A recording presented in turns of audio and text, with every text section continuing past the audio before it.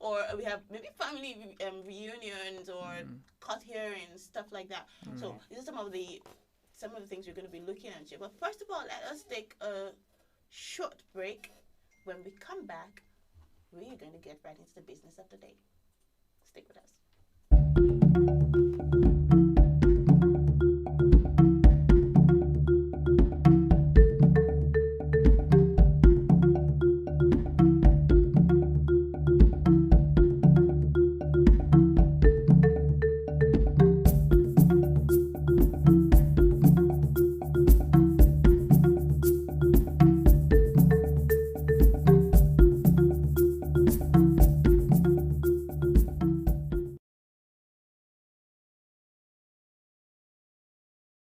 Welcome back. This is still Fashion Afrik on your number one radio station, the African Patriot Radio. Before we went on that break, we actually introduced the topic of the day, which is colors and occasions, and we started talking a little about colors, and some kind of occasion to mention. So let's get right into the business of the day. So let's look at weddings first. No, it's a wedding. We are Africans. Africans. Last time we talked about slaying on a budget to an African wedding, I said the Africans, we like to do. Abi. But we always like to make it colorful. Uncle, talk about being colorful to weddings. But I just feel there are colors that you should not wear. Top of the list is white. Okay, yes. Speaking of wearing white to a wedding, there's like an unwritten rule that you shouldn't wear white. And I say unwritten because I don't think anyone ever wrote it down. But you shouldn't wear white to a wedding.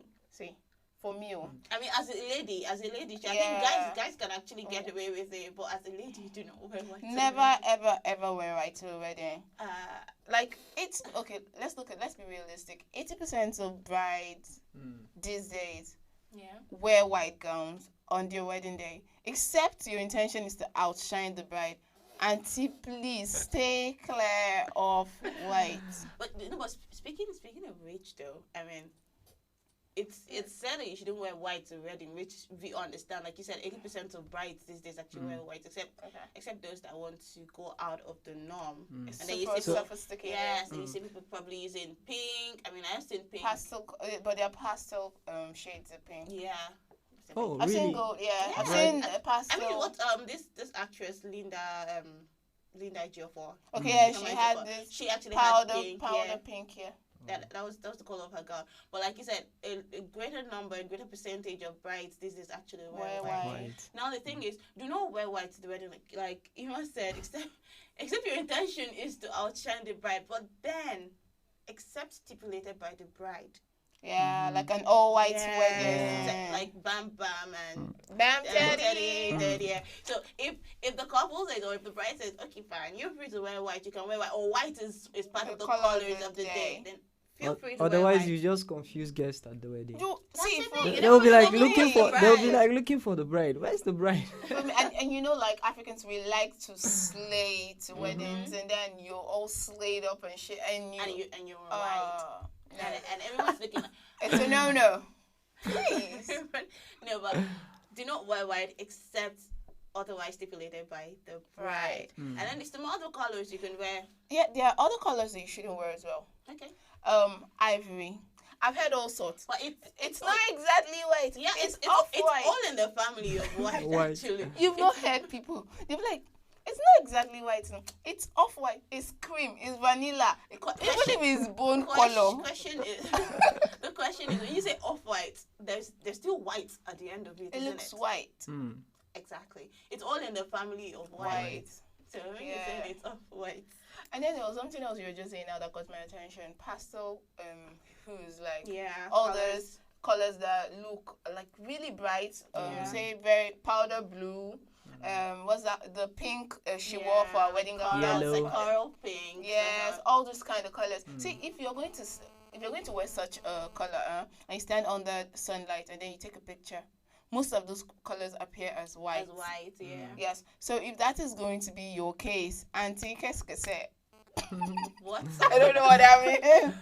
No, but seriously, if you're going to take a picture of a dress under sunlight and then it will appear white, because these colors are really bright colors, then they will appear white. Don't wear it to a wedding. So during other photograph, we don't see two white dresses and then we're thinking, because definitely an uncle that is wearing suit to stand beside you, they will be thinking if you had the mass wedding. And you don't want to be walking around with makeup stains on. That's another thing to look out for. Oh wow. Someone has been paying attention. She's actually good. So some of the colors you can actually wear to a wedding. I mean, let's talk about if you're not, well, if you as a guest, if you do not want to go with the color palette given for the wedding, you can also try out like normal colors like lilac would go. Yeah, lilac would go, but please just do not wear lilac that it's so light that when it's photographed it will turn out as white.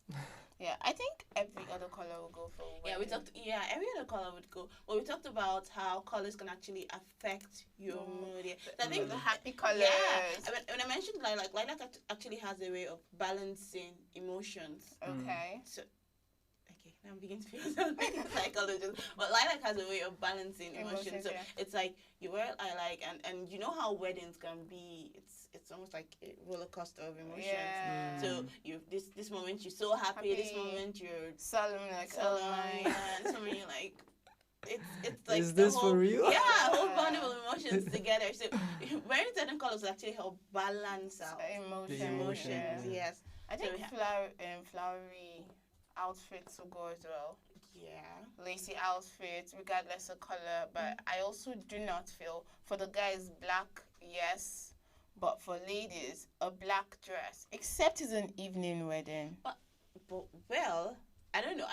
I'm going to disagree with you on that. So I mentioned, the last time we talked about slaying on a budget here, when we said wear what you have. Okay. I did mention, I know a lot of people are going to have like reservations about wearing black, saying you can wear a black dress to a wedding. I feel it would actually go black, like you said. We'll go with anything. It's sophisticated. Yeah, it's sophisticated. It's a strong color. It's a bold color. Yeah. So it would actually go with anything. Go with any That's like saying you cannot go all black on a wedding. Yeah. You have to accessorize and find a way to accessorize properly. Bring out, use a different color. You could use coral as well to bring out the black. Okay, that will work. Yeah, or any other color from the color palette of the wedding. You know, what you just said just made me remember that some people, you talk about accessorizing properly, but some people wear the dress as an accessory. Like you see very metallic, shiny, sequin dresses. Are you trying to be a disco light? Some dresses are too sparkly and too metallic for weddings, except it's like an evening wedding. But even if it's an evening wedding, otherwise you'll be looking like a concert guest. Honestly. No, but seriously, again, that could be like taking the shine off the bride. Because a lot of brides also opt for that. Like for second dresses, you see champagne, gold dresses. And so maybe you should not wear champagne and gold dresses to a wedding. If you're not trying to or silver. Yeah. But why would you even want to outshine the bride? You might. Please. Have you been to an African wedding? Are you an African? Auntie, for God's sake, is it your wedding? No, that's the question you should ask me. But you know how we can get when we go to stuff. I told you, everybody wants to stand out. Everybody wants to look good. You want to look your best. You don't even care how the next person looks. That's the truth. Actually, everybody's trying to outshine the other person. It's a competition. You think you're going for a wedding? You just want to get interest and come back. Run away. No, I know that guys don't have a problem. They don't have much problem with They don't. But ladies, they're always trying to outshine each other. Maybe it's a good thing. No, seriously, you see guys that wear the same thing and they're like, how far now? And they greet themselves. I see ladies and then they start feeling like, sun is raining, so I want to go and change. So it's not just about the guys now. Maybe the ladies trying to. It's about the ladies themselves trying to outshine each other. I think the guys also have a part here. Okay, let's take for instance. Have you been to a wedding and then you see someone? Maybe the bridesmaids are putting on blue dresses. Yeah. And then you see someone wear the same blue, like that same blue but another kind of dress. Yeah. I kind of feel like you should avoid doing that because you end up looking like a wannabe. Yeah. Even guys too, like you wear the same color of suits as the groomsman and you're not a groomsman. I think you kind of begin to look like some things happen. I wish I was. No, it happened coincidentally though. But if you're invited for a wedding, every wedding has like a color theme.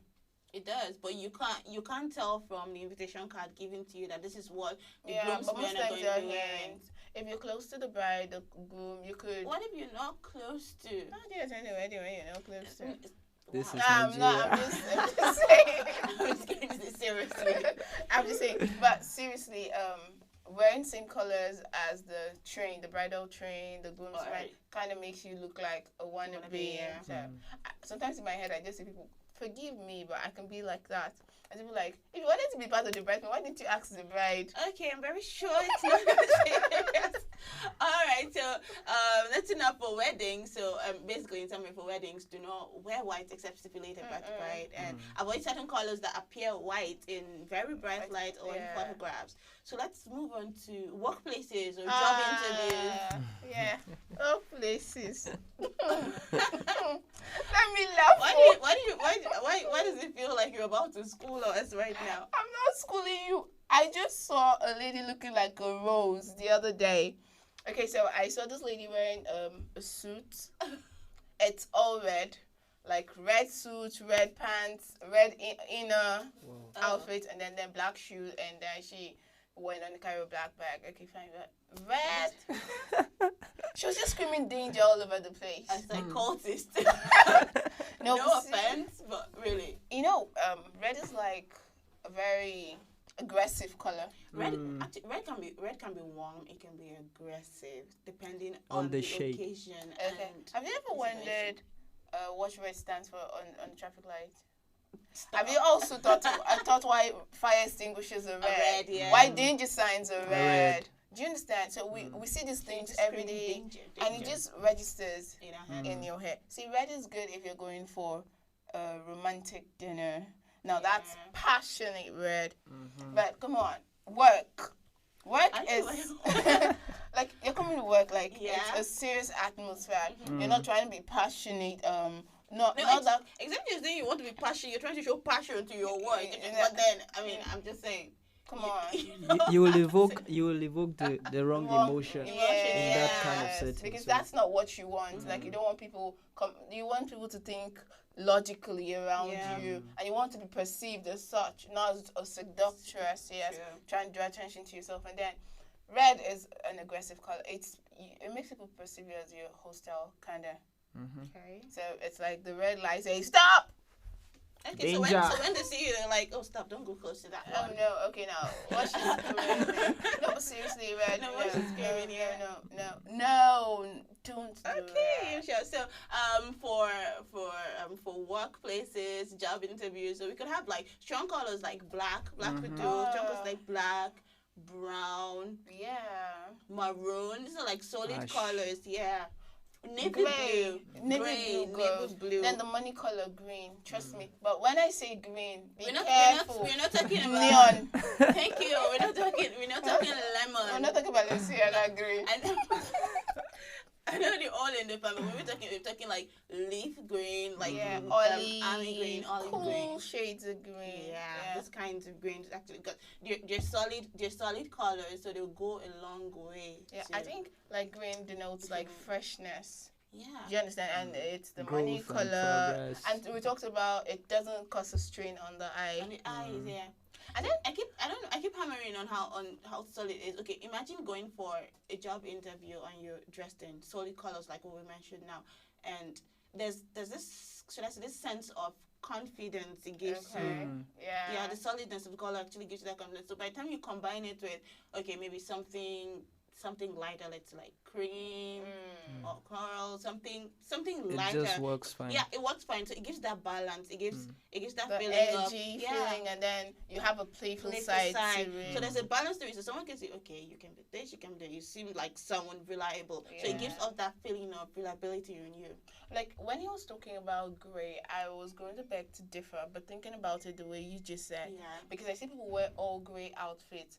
Grey is a basic color, so it kind of makes people feel like implies that people are passive or uninvolved. Yeah. Do you understand? Although grey is also a very analytical and logical color. Yeah, they just feel this person is a very logical person, but you have to balance it. With white, but if you're going to do grey as when you say grey, ash is like the light. That's it. So it's like all of it. So if there's a way you can actually combine that. If you want to use black or you don't want to use cream, but there should be a balance. Yeah. Find a way to but balance it. You should maybe someday we should talk about combinations you should never do. Yeah. Because I see people do grey and red, and I kind of feel okay. Yes, this is basic and this is all out there, but it's like different conflicting moods. We're trying to create a balance or red and yellow. Okay. Alright, before we get back. Okay, let's take a short musical break. When we come back, we'll continue on the show. Don't go anywhere.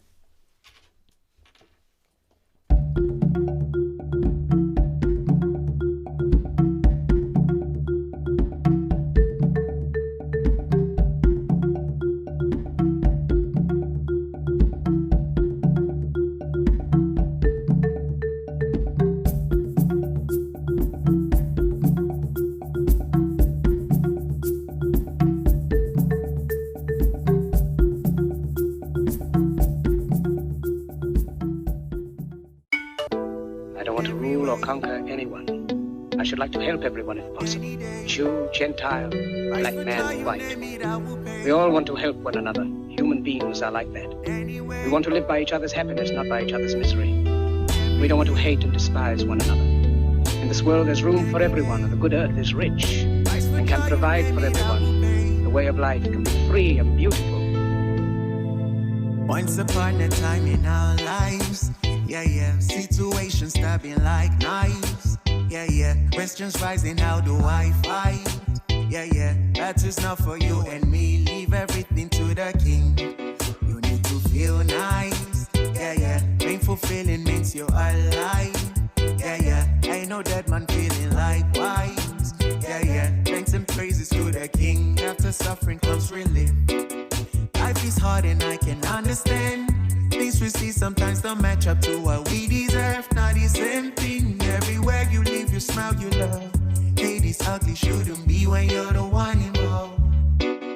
You were beautiful in every way. Sun or rain, you have me any day. Price for joy, you name it, I will pay. I will never trade you for no one in any way. They see barren in you, I see babies. Had to love you all that I embrace. You were star, no one can take your place. I will never trade you for no one on any day. Doesn't feel right. How they do me bad but flex like. They cheat me but still they leave large. Where's the drive to stay good when surrounded by evil? You need to love still. Let go from unless you won't heal. God is at the wheels to stand still.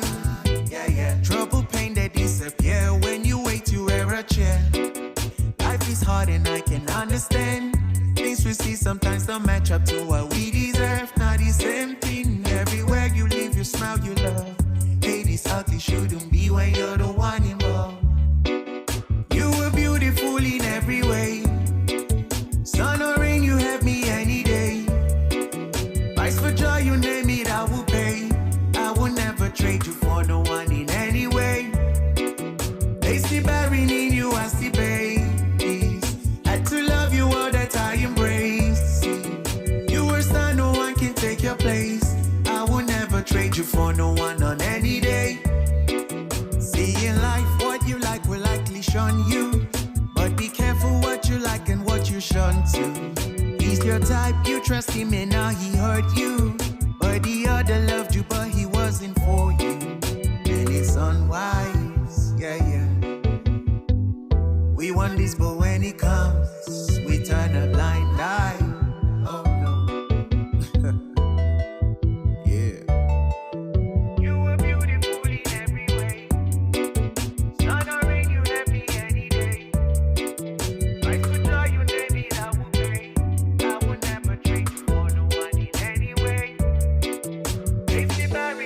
you I see, baby. Had to love you all that I embrace. You were star, no one can take your place. I would never trade you for no one on any day.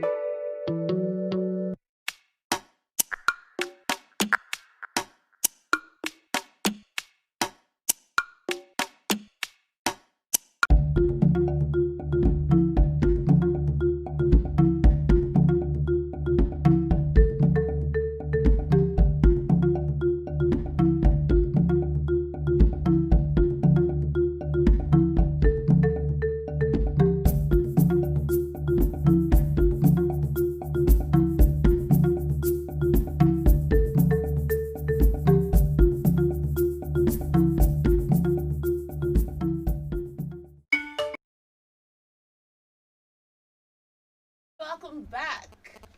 Okay, see how excited I am? I don't know if you're just joining us. Well, you're not too late. I mean, you know what they say, it's better late than never.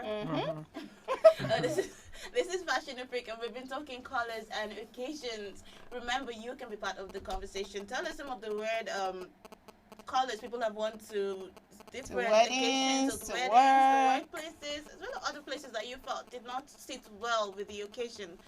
You can tell us in the comment section on Facebook. It is www.facebook.com/African Page Radio. And on YouTube, it is African Page Radio. So we're talking about some of the colors that you should wear, or you can wear to work, or job interviews, and colors you shouldn't.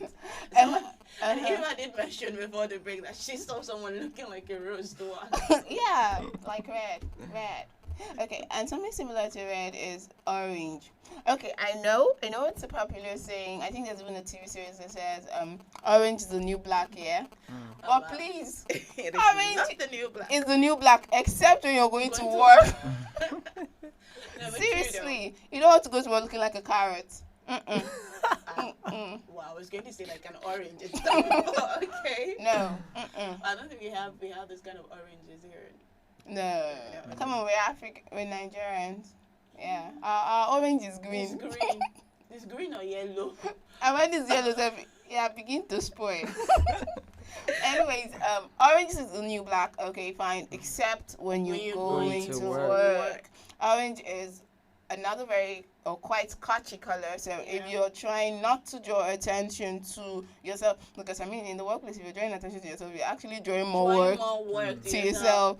So you don't want to do that. You can wear tiny speckles of orange.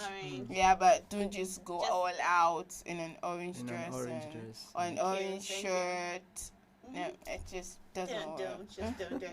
Remember we said just stick to solid colors, and then you can actually balance those up with other colors. It's just like wearing purple to work. Okay. You know, purples are like a color that often appears in nature, like naturally. Yeah. Like we have green everywhere. It's like an earthy color. Yeah. So it's actually sometimes perceived as artificial. Yeah. So don't wear it to work and don't wear it to a job interview. Most definitely. You don't want people looking at you like an unserious person. When you say purple, though, I feel like really deep purple. Okay, it's really deep purple would actually go so back. When you say purple, I know some people some people like what's it called? Lilac. Lilac is in the family of purple. So no, please, we're not talking about that. We're talking about the rich velvety purple, the one people perceive as luxurious or royal. So those very deep ones. Yeah, those ones might pass, but any of the right colors, just try to avoid them. So let's talk about colors you can wear to parties, birthday parties. Let's say that for instance. I like this part. You see all those colors I told you? Come on now. Okay, you're permitted to twin with the cake, okay? It's you're permitted to look like a salad. Yes. Because everybody is in a happy mood. Yes, and colors have something to do with your mood. And when you're seeing a lot of, just how do you feel when you see a rainbow? Yeah, you know all those colors we just told you don't wear to wear. Feel free to wear them to birthday parties. Yeah, and including the metallic. Feel free to shine. I'm sure the celebrants wouldn't mind. You're just looking like confetti. You just be adding color to the event. So you just learn to confetti. Yes, I'm boosting the mood of other attendees. Yeah, you can do all colors, but I just feel that if you're going to, do not wear gray to a party. Grey is a moody color. It's a moody color. Yeah. It's like, I was saying earlier, you're gonna kill people's spirit. Is black not a moody color? Is this black is sophisticated. Black has a way of going with everything. Every occasion, honestly, it does. I mean, if I would recommend it for weddings, depending on the style of dress you're wearing, true. If I would recommend it, and trust me, you would go for any and everything. Especially, well, I would say only if the black is washed out. Because there's something about washed out black. It's just... So it's annoying to you. It's even looking at you and it's like, hey, look at me, I was black. That kind of thing. Just the way that I was white kind of t-shirt kind of annoys you. So black is supposed to give you the sophisticated, edgy feel. And then you wear black that is no longer black. You don't want to be looking like a police officer at the wedding. Okay, so let's look at occasions in church, or let's take baby christenings, for instance. So this is christenings. So these are occasions that are supposed to be like spiritual. So I think there are certain colors that would actually go with that. I mean, you're not saying you should look all serious or look all playful. It should be somewhere in the middle. I mean, purple, for instance, is a royal color. Yeah. It's a royal color. So we have purple, white, or silver. Combining this together gives that royal feel. Spiritual. Spirit-filled mood. And then we're talking about colors that will appear white when photographed. Yeah, they can actually go for such occasions as well. For occasions like that. For baby christening. Yeah, and then some of the ones we're waiting for, the occasion we've been waiting for funerals. Funerals. So we've been waiting for them though, but you don't wait for them. It just happens. No, I mean like waiting to talk about. Okay. Talk about them. Please, I'm not waiting for a funeral. I didn't say you're waiting for everything. Okay, I mean like waiting to talk about it, like talk about kind of colors. Do you want to know the truth? I was actually just hoping we'll let it pass. I don't like. Why? Anyway. You don't like, but there's usually food there. So, I thought you like. You know that kind of okay. Some people don't go there to cry. Actually, they go there to mourn. They go there for the food. See, I do not. I know I like Bedu, but you see funerals there. Sometimes I just watch and people are dancing at funerals and it doesn't just look right. Do you understand? And then I know growing up, like I didn't like to eat a lot, not like today. God, look at things I used to think were punishment. Like when mom still sit in front of you with her silpers and she's like, finish that food. And then you're crying and you're eating, you don't even enjoy the food. Also, how will I enjoy funeral food? Tell me. Some people even carry takeaway. Anyway, I know when you say funerals, everybody's thinking you should wear black to a funeral. Okay, maybe, but not necessarily. When we say don't wear white to weddings, you can wear white to burials because it's like a spiritual thing. But culturally speaking, some people prefer. It depends on the person who just passed on. Okay. If he's an elderly person, and you feel like it's a celebration of life, so they wear white. So they wear white. A young person you wear black. But you know, some cultures like I think one time we did African fun facts here in Morocco. Okay. In Morocco, white is actually considered the color for mourning.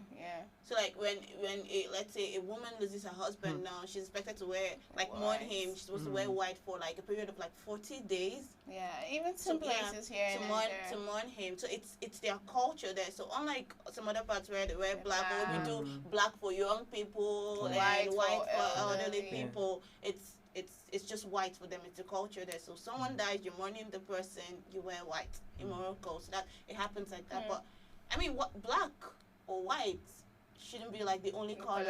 Not the only colors you can wear to funeral. You could do grey. You could do dark hues, like we're talking navy. But you do not want to wear red to a burial ceremony. Why are you laughing? You don't want to wear yellow to a burial. You have not seen anything. You don't want to wear colors that make you look sexy or seductive or happy. Like you're happy he died or something.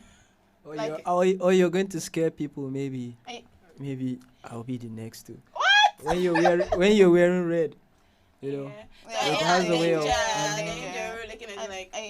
We're saying it was okay to look like the colors of the rainbow when you're going for a birthday party, but please do not come looking like the colors of the rainbow at a funeral. So remember how we mentioned how colors can actually affect your mood? They can actually lift you. So sometimes you wear colors that would actually, should I say, lift your spirit. So you're going for attending a funeral. you don't want to wear black, or you don't want to wear white. Or what's it called now? Coral colors. Yeah, those kind of like colors. that. Those kind of colors. You can wear colors that actually lift your mood. You know, lift the sadness, lift the sorrow. Colors like green. We said green. Yeah, those are earthy colors. Yeah, earthy colors. Colors like apple green. We have maroon. Maroon is deep, but it's not. It doesn't give you that. It doesn't give you that sad feeling when you wear it. So you can wear colors like that and still. You wear turquoise. Yes. Turquoise color. But just turquoise is kind of bright though. No, not the shades of the color turquoise, yeah. But just make sure it's not. It's not a happy color. Yeah, it's not a happy color. Make sure it's not all there. It's not out there like that. Because like we keep saying that your colors you wear actually affect your mood, so you don't go. And the mood of the people around you. Yeah, so you don't look happy in a sad event. Like we're burying. And someone starts thinking you're the person that killed the person that died. African. I'm just saying, because stuff like that happens, and they see you all dressed happy, and you're looking happy, and they're like, this one must have a hand in it. I not hear that one. It's like smiling and crying. Yeah, that kind of thing. All right, so okay, on to the next one. Let's see. Another occasion, public speaking. Okay. Public speaking. The same way we talked about wearing solid colors to workplaces or for job interviews. Yeah. I think that would actually pass for public speaking, depending on the occasion where you have to speak publicly too. Like, because I feel if you talking public speaking, then it's probably formal. Yes. And if you're going to be speaking on a podium, you're already the center of attraction. Exactly. So you don't want to wear real flashy colors as though you're trying to steal attention. Yes. Well, so basically, wear colors that would actually like engage your audience and not distract them. So it's like blue. Because otherwise the essence of what essence of what you want to see will be lost. Because you do not want to take people's mind off what you're saying, and then you'll focus on what you're wearing rather. It doesn't work. Keep them focused on what you're saying and do not distract them from the main point of the day. But so you can look classy in a certain way. Exactly. So we have core colors like you mentioned blue. Navy blue would actually go. Maroon. I feel like you mentioned maroon and navy blue like other places. Black could actually go too. Yeah, that works. Like but just make sure to accessorize properly so you don't look all gloomy. So deep blue, deep purple would actually go very deep purple. Dark shades. So dark shades, not dead shades. Thank you. No, but seriously. No, honestly, I'm going to buy into that. A lot of people don't really differentiate that. Sorry? A lot of people don't they can't differentiate that. Okay, because I think one of the colors that people feel like, okay, you should never wear if your dark is olive. But the rich tones of olive. Yeah. That despite your skin tone actually looks good. Yeah, it will contrast even the dark body tone. Do you understand? Okay. So there are shades of those things. We're saying blue has shades. We're saying, so there's like, anyway, we'll talk about shade and skin tone someday. All right, so there's that. So we have olive would actually go, like you said. Yeah, it would. Earthy colors would go. So this kind of solid colors give you, like I said earlier, they give you this sense of confidence. True. Give you this sense of confidence. So you're going to stand in front of a lot of people to talk. You're talking to an audience. You do not want to distract them. You don't want to steal the focus away from the main point you're trying to drive home. Main point of your speech or your address. You don't want to steal that, so you don't want to distract them from the main event of the day. Yeah, so you're going to keep it simple and classy. So solid colors they will work. Classy styles go, because these colors actually give you that sense of confidence or authority. Black, navy blue, we keep calling the colors. And there's something else that gets me. Black tie events. We have a lot of those in I think like cocktail parties. Yeah, more like cocktail. True, like that works. What will work for that is suits. Yeah. Okay, but we're African, so kaftans will work as well. Yeah. But I still love people who wear really bright colors to this evening cocktail parties. To me, I still pick I still pick black any day, all day, every day. Yeah, black just works for almost everything. Yeah. Why do you say black tie event? Black tie event is supposed to be events where, okay, like we have in the Western world, you have to be suited, yeah. But if we will let kaftans go, we do expect you to wear bright colored kaftans to black tie event. Maybe the color, when you say black tie, what should come in your head is, okay, if it's not black, it has to be dark. Yeah, dark. So we're talking navy blue. Yes, but the tricky situation here is that it only has to do with men. Yeah. Females are exempted. That's why I like to be good. No, but seriously. But then even in situations like that, you as a female, you still have to be careful. Now, the one thing you have to think about is what kind of black tie event is it? Is it a fundraiser? Is it a charity board? Exactly. Now, what kind of is it a birthday party? Is it just a social gathering? Yeah. So you have to have all of that in mind. So that would equally affect the color of what you wear, the style of the dress you wear, and the color you wear. So that would affect a lot. True. A whole lot. So now remember, colors you wear actually communicate messages to other people, and they also determine the kind of responses you get from other people. So you have to be careful, because remember what we said earlier, not all colors to worn to every occasion, and not every occasion requires same color combination. Simple. Like different colors with different occasions. It's just saying, do not wear happy colors to sad occasions. Yeah. And do not wear sad colors to super happy occasions. So you don't look like, okay, I'm not happy for them. You see what I said? Come to when kill you happy colors to run around, someone looking at you like, you're one of the people that do that. Exactly. And then you wear sad colors to like a happy occasion, like, is she not happy they got married? That kind of thing. Well, we have to be careful. Like you said, different colors, different occasions. Know the occasion you're going to, and dress appropriately. Man, you took the words right out of my mouth. All right, that's all we can take today on Fashion of Freak. We've been talking colors and occasions. Well, this is the your number one radio station, African Patriot Radio. Remember, you can be part of this community. We'd like to hear your thoughts on the topic of today. We want to know what you think. Tell us about some weird colors people have worn to different occasions you've attended. Tell us about it in the comment section. On Facebook, it is www.facebook.com/African Patriot Radio. And on YouTube, it is African Patriot Radio. All right, stick with us. We have, Savage Girl coming up shortly. Do not go anywhere.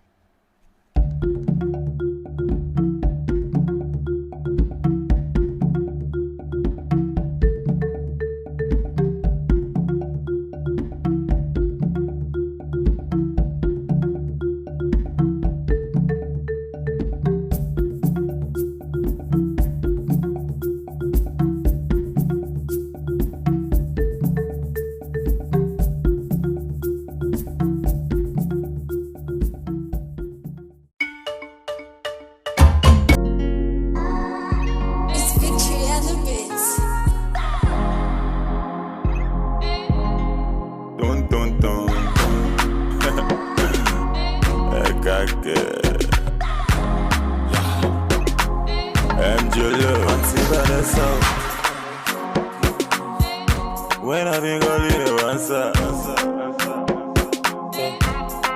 What the fuck in my that's how we get to Allah. Not until I met Fatima. My baby girl, she the answer.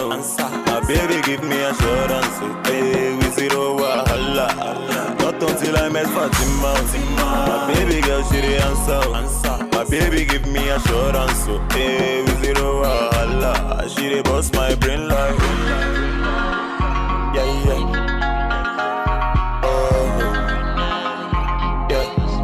Love for Mona Kigebi.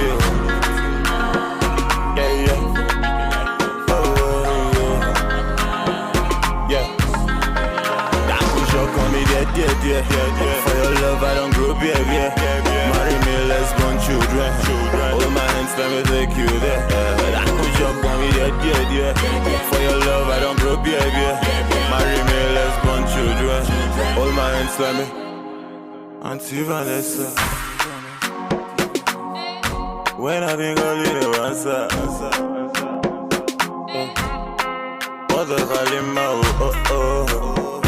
yeah. That's when we get to Allah. Not until I met Fatima. My baby girl, she the answer. My baby give me assurance. Hey, we zero wahala. Not until I met Fatima. My baby girl, she the answer. My baby give me assurance. Hey, we zero wahala. She the boss my brain like. Yeah, yeah.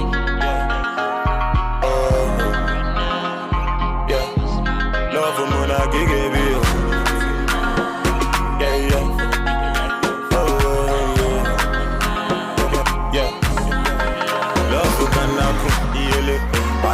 Chop up proof, now so him I sharpen, he enter Eve heaven, no, love who can happen, Adam been chop up proof, now so him I sharpen, he enter Eve heaven, but now I'm sure come with the idea, for your love I don't grow baby, marry me, let's born children, all my hands let me take you there, I'm sure come with the idea, for your love I don't grow baby, marry me, let's born children. All my hands, let me see Vanessa. Let me know on the mix.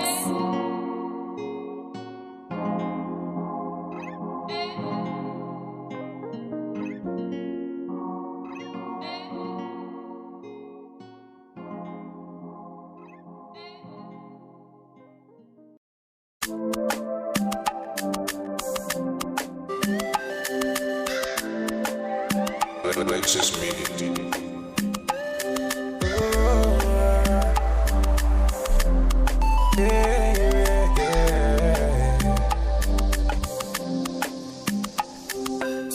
From the start, them they tell me, say definitely I go blow.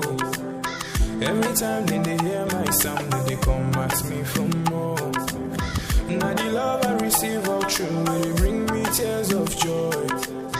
Baba God, I beg you, oh, say you make my heart so pure. Although I change my story, now my prayer every day, make you change my story. Let your blessings come my way, change my story.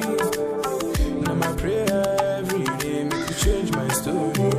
Oh, I make you change my story. Every day we walk and pray, no darling. Them ask me when I go shine. Oh, Lua, Asikoni bobo nko. Every day we walk and pray, no darling. Them ask me when I go blow. Oh, Lua.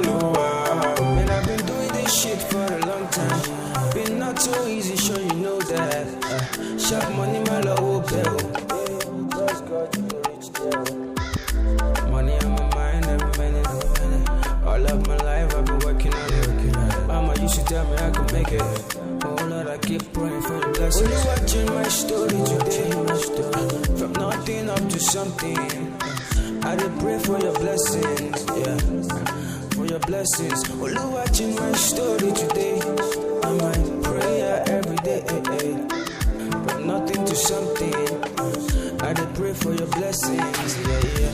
Asikoni bobo nko. Every day we walk and pray, oh darling. Them ask me when I go shine. Oh, Lua. Asikoni bobo nko. Every day we walk and pray, oh darling. Them ask me when I go blow. Oh, Lua. Oh, Lua, change my story today. Right now I dey hear my sound. Oh, Lua, change my story today. From nothing to something. Asikoni bobo nko. Every day we walk and pray, no darling. Them ask me when I go shine. Oh, Lua. Asikoni bobo nko. Every day and night, yeah. Them ask me when I go blow. Oh, Lua.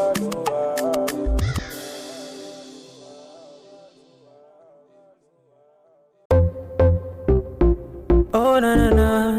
Cyrus and the Big. Oh na. Fuego. Don't you ever leave me for the paper. She said my success is the payback. You be the sauce, you be the flavor. I no go ever use your flavor. If you give me love, I no go run away. And every other day go be like holiday. Maybe scatter body or your wanna waste. The way you hypnotize be like I the crazy. You know say body no be firewood. Come make I show you up for my hood. You know say body no be firewood. Come make I show you up, yeah. You be my rhythm and blues. I fit to make you my muse.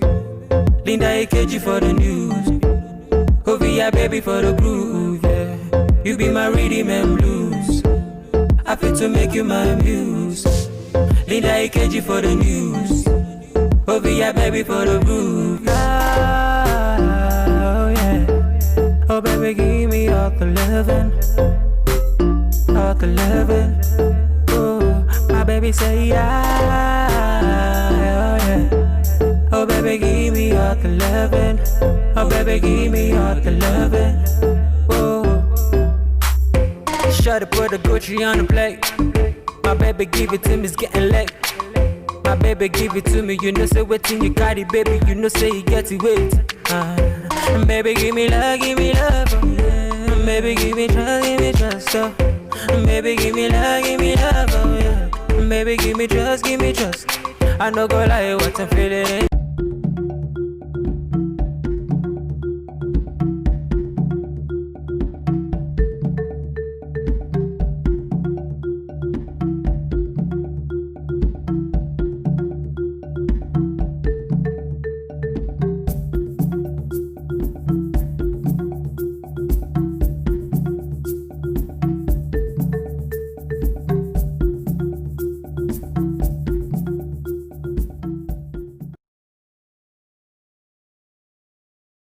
You're stay tuned and listening to African Patriot Radio.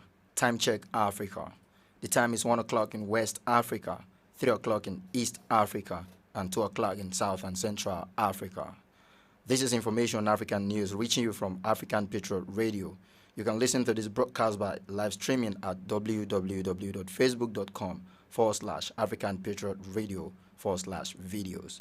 My name is Elvis Oga. The federal government says it cannot reopen schools now as it is not safe to do so. According to the Minister of State for Education, Chukwuemeka Nwajuba, he said this in Abuja on Monday during the briefing of the Presidential Task Force on COVID-19.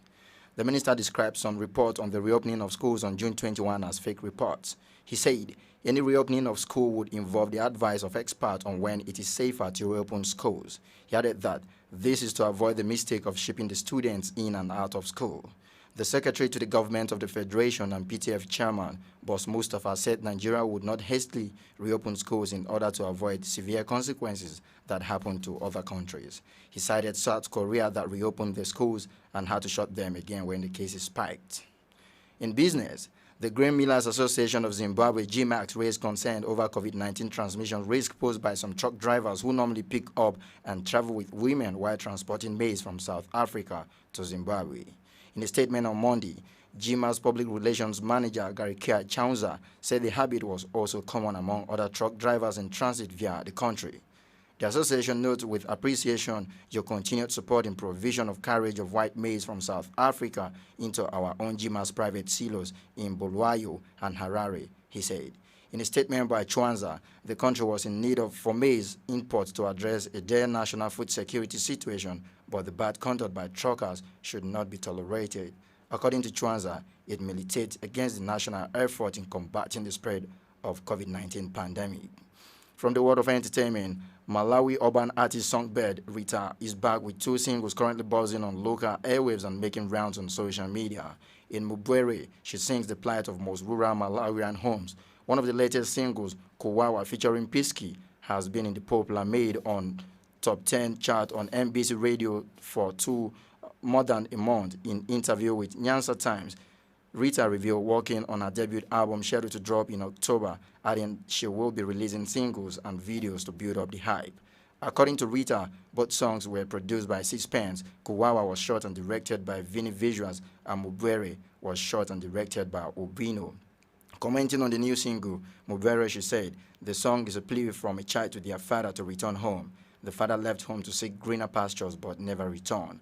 And on sports, Chairperson of the Namibian Professional Boxing and Wrestling Control Board, NPBWCB, Dr. Bernard Hafiku, said amending or either repealing the current Boxing Act of 1980 is top of his priorities as the act is outdated and discriminatory. The Boxing Act of 1980, which currently governs all operations and functions of the local boxing board, was established in 1980 and came into force during the apartheid Southwest Africa, which is modern-day independent Namibia. According to him, the act was specifically established for then the Southwestern African Boxing Country Board and Southwest African Wrestling Control Board, but the act has since become obsolete to the needs and aspirations of boxing in independent Namibia, as it, for instance, prohibits women from partaking in boxing. Many local boxing pundits for years had been calling for the amendment of the act, with many expressing their frustrations with the banning of female fighters from the sport in a country that has been independent for 30 years now. Speaking to New Era Sport, Hafiku admitted that the outdated act remains a huge obstacle for the smooth development of local boxing, especially for the country's aspiring female fighters who want to compete as amateurs and as professionals. He assured that the obsolete act is top of their priorities and continues to enjoy board's attention as the review process has already begun before the widespread COVID-19 pandemic struck the country, bringing activities to a total halt. Our weather forecast for today shows Harare, Zimbabwe, and Cape Town, South Africa, currently sunny with 22 and 18 degrees Celsius respectively, while Addis Ababa, Ethiopia, and Kampala, Uganda, are partly cloudy with 22 and 24 degrees Celsius respectively. And that was information African News has produced by Josephine Paul. Before we go, our African proverb for the day is a Ugandan proverb that says, there is always another chance for everything in life, but fact is, there is no chance for another life. So dream it, live it, and love it. I'm Elvis Oga. Good afternoon.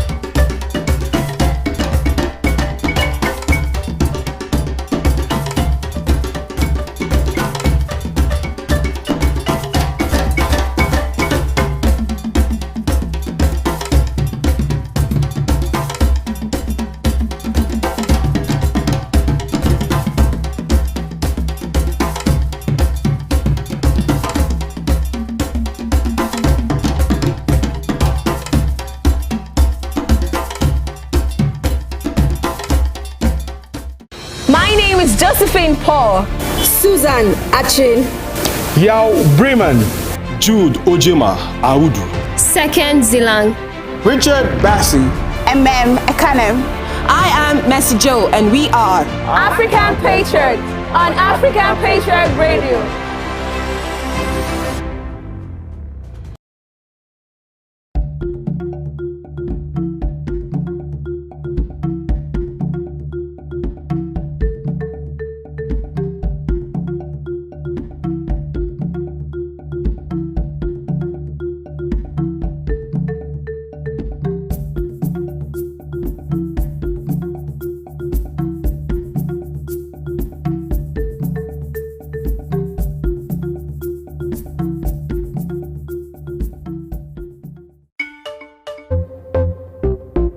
Oh na na na, Cyrus on the beat.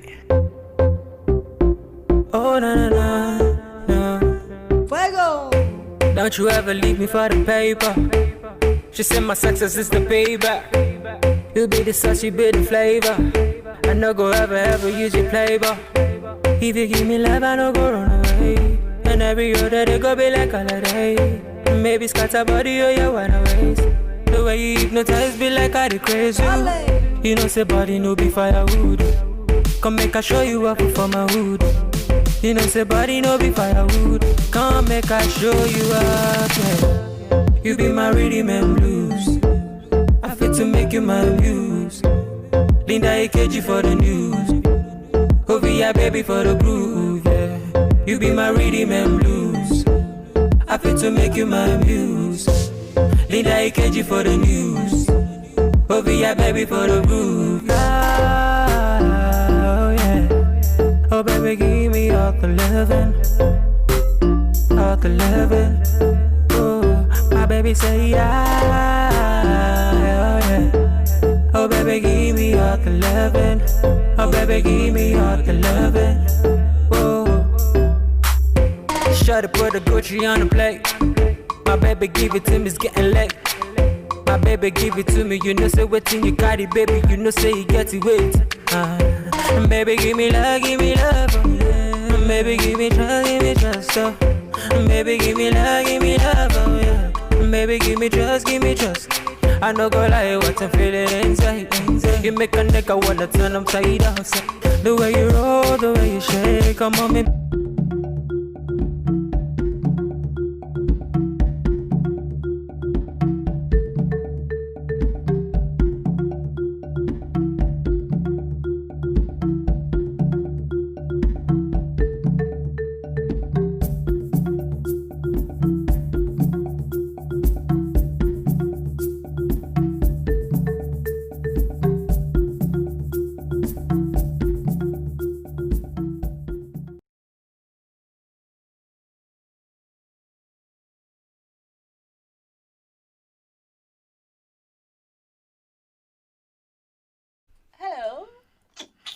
Okay. Alright, so when you see everybody behaving like this, you know it is time for the Savage Crew. I thought it was gonna be like little funfair and drum rolls and stuff. See, at Savage Crew we just blunt and we give you how it comes, you know. We give you what? As it hot. Hot. Like hot. Like you have hot yummy. We drop it like it's hot. Okay, now I heard him. Okay. Okay, so this is still African Patriot Radio, and this is Savage Crew. I don't even know if I can still say it right to straight face. Well, it's that time of the day where you can just relax and have fun, and of course, you know we're here to take you on the ride. So, are you ready? How about you tighten your seatbelt? Because I'm super excited. Okay, I don't know why she's excited. It's not like we have food here, but it works. And it's not like the place smells food. It smells of egg and cook. It's fine. It's fine. Well, remember, you can be part of the conversation. It's Savage Crew. Just say it the way you feel it. No one's going to judge you. As they pin you. Wow. As they do you, just say it. Okay. That's what we say. On Facebook, it's www.facebook.com/African Patriot Radio. And on YouTube, it is African Patriot Radio. Well, you know how we do. Like she said, on Savage Crew, we give it to you just the way it is raw. No mixing of words. We don't. I mean, there are no filters here. It is for the. It is not for the faint-hearted. It is for the Marshall Mindies. It's for the what now? Marshall Mindies. What? Mind this. Oh, it's good. You got that. Alright, my name is and yes, I am still in the studio with, these guys. Well, I know she doesn't. No, there's Ima. I'm gonna mention your names. It's fine. I'm not that. There's Ima and then there's Slim Chris. But yeah, that's all you need to know about them. Alright, of course, I guess you know everything you need to know. That's fine. I don't know those people. I mean, what am I doing? Oh, really? Oh, wow. Who are you again? I don't know you. Okay, I'm not ready to separate fight yet. You should calm down. Alright, so Savage Crew today, you know how we do. First of all, we are going to be looking at Savage tweets. You know, it's kind of like a ritual. Because actually, okay, we just go through everything you write, and because they say what you write has a lot to do with the way you think. And how you feel. Because Nigerians are super savage people.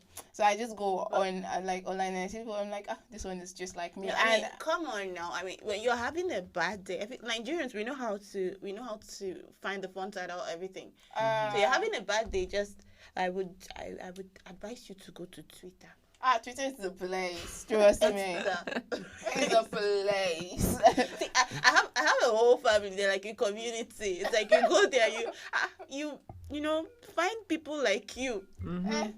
Don't mind that. She goes there to look for trouble. Mingle with your family members. Show yourself. Everybody will judge you, except people that have the same craze, like you.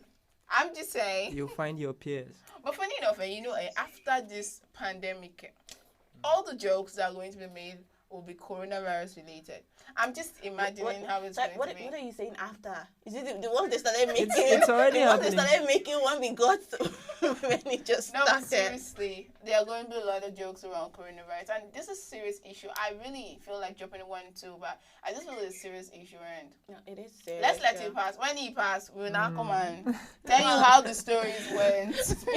Everybody has a story to tell. Speaking of the coronavirus, well, I mean, it'd be somehow for us to just mention it and just let it slide like that. But please let us try as much as possible to adhere strictly to instructions that have been given out by the WHO. Wash your hands properly with soap for at least 20 seconds. Under running water. Under running water, yes. You can sing a song. I see people singing songs. Sing a song while you wash your hands. They say 20 seconds, it'll take you to sing that song twice, like, happy birthday to you. Happy birthday to you. Well, if you talk as fast as Emma, you're probably singing like 5 times, but it's fine. All right, so you should use this an alcohol-based. This one hits me. Don't worry. We're coming back for Be sure to use an alcohol-based hand sanitizer. If you do not have access to soap and running water to wash your hands. Sure. So have it handy always, always. So please don't drink the alcohol in place. Yes, no, wow, do not. Please say that again. Needs to hear. Come on, girl. You know that's not for me. I know. I'm not saying. Why you defending it? It's like you just pricked the button right now. I'm saying you did not hear. So why do you feel the information is for her? I just know it's. I feel like for everybody. She's the one mentioning it right now. It's for everybody right now. Okay, yeah. So please do not drink the hand sanitizer. Unlike some people. Yes, do not do that, and please maintain proper hygiene. True. Personal hygiene, respiratory hygiene. Don't forget to use your nose mask when you're going out, and do not avoid crowded places. Yes, and please, when you see your friend, of course we're friendly people, just say hello from the distance. No hugging, no handshakes, please. You can be moving like zombies, but yes, please. Yeah, it's better off you stay alive for yourself and for your loved ones. Don't worry, this too shall pass. We shall sing a big song very soon. We are going to take a short break right now. When we come back, we'll delve right into our savage tweets of the day.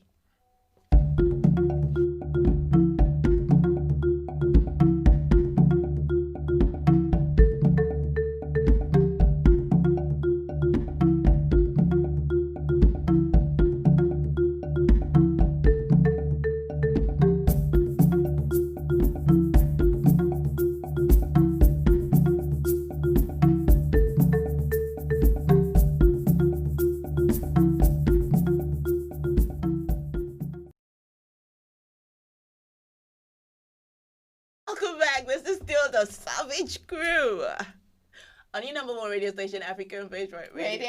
My name is Em, and I have the beautiful Immaculate Udo and the slim person in the studio with me. Okay, beautiful. I get over it. It was all for formality. All right, so let's go back to the business today. Emma, come on, just give it a savage tweet. It's fine. I'm not giving. Tell me you meant it. What now? Yes, I knew you meant it. Anyway, I didn't hear that. Anyways, okay, so at Sedi Sosa, she's the first on my list today. She's he tweeted. It's a he, yeah. Just saw my ex, felt nothing. Just what? Just saw my ex. Oh, wow. Felt nothing.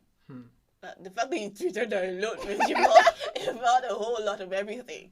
I mean, why are you telling us? We're not interested. If you don't feel anything, why would you be? Honestly, it's not my business. Keep it to yourself. You don't care. I don't understand. Like, it's in your head. You couldn't keep it to yourself. You had to come to it and tell all of us. No problem. We saw you. And one of our likes, Ari Angel, came out to say, you definitely felt something if you're tweeting about it. #heal. Brother, heal. I mean, Dead in life. Heal. Heal up, man. What? And what? Heal up, man. Okay. Heal up makes it seem like you're asking to wear Aquila shoes. Yes, because his self-esteem is so low. Like, brother, you're so low. You have to step up. Upgrade. It needs an upgrade. Upgrade. All right, on to the next one. Chrissy A. I hope I got that A. Yeah, Chrissy A. Tweeted, imagine knowing a guy that can solve all your financial problems without asking for sex. Is his name Jesus? Auntie. Because come on now. I think someone tweeted a song in response. I think the last guy like that, the last guy that's gave up something without sex. Yes, maybe he died probably 1904. Are you serious? Are you trying to say like people cannot give up stuff for free without asking for sex? But he's a guy. He's the one telling us. That's why I'm asking. Are you speaking for the guys right now? Most people, though, not me. Okay, maybe. And now he's taking his out of the equation. Okay, maybe they're actually guys maybe guys give you stuff with the intention of having sex with you, but not with like having sex with you before giving it out. No. Let's revisit that tweet. She said, solve all of your financial problems without anything with that guy. Come on now, that person has to be Jesus. No, like, I think it's your dad, kinda. Yeah. Daddy does. You've never had to work for no. Of course you have to work. No, I'm just saying, imagine a guy. Now imagine you were still young and you're not like old enough at this point, of course. Daddy will even be doing asking you, when are they paying your next salary? Anyway. Maybe a Santa Claus would do that. Santa Claus is it for real? Santa, okay. Okay, someone actually, BC96 responded. His name is Jesus. His name is Jesus. He's a miracle working God. His name is Jesus. I feel this is a song. And she even wrote 5 times. Like, she's singing it 5 times. Wait, but what song is that? I'm not doing this. No. Okay, his name. I think that's a song, yeah. Are you composing I don't understand. the song now, or? I don't understand. Like you're squeaking. Like, sorry. Okay, next. Sorry. I'm gonna get you. I'm coming for you. Trust me.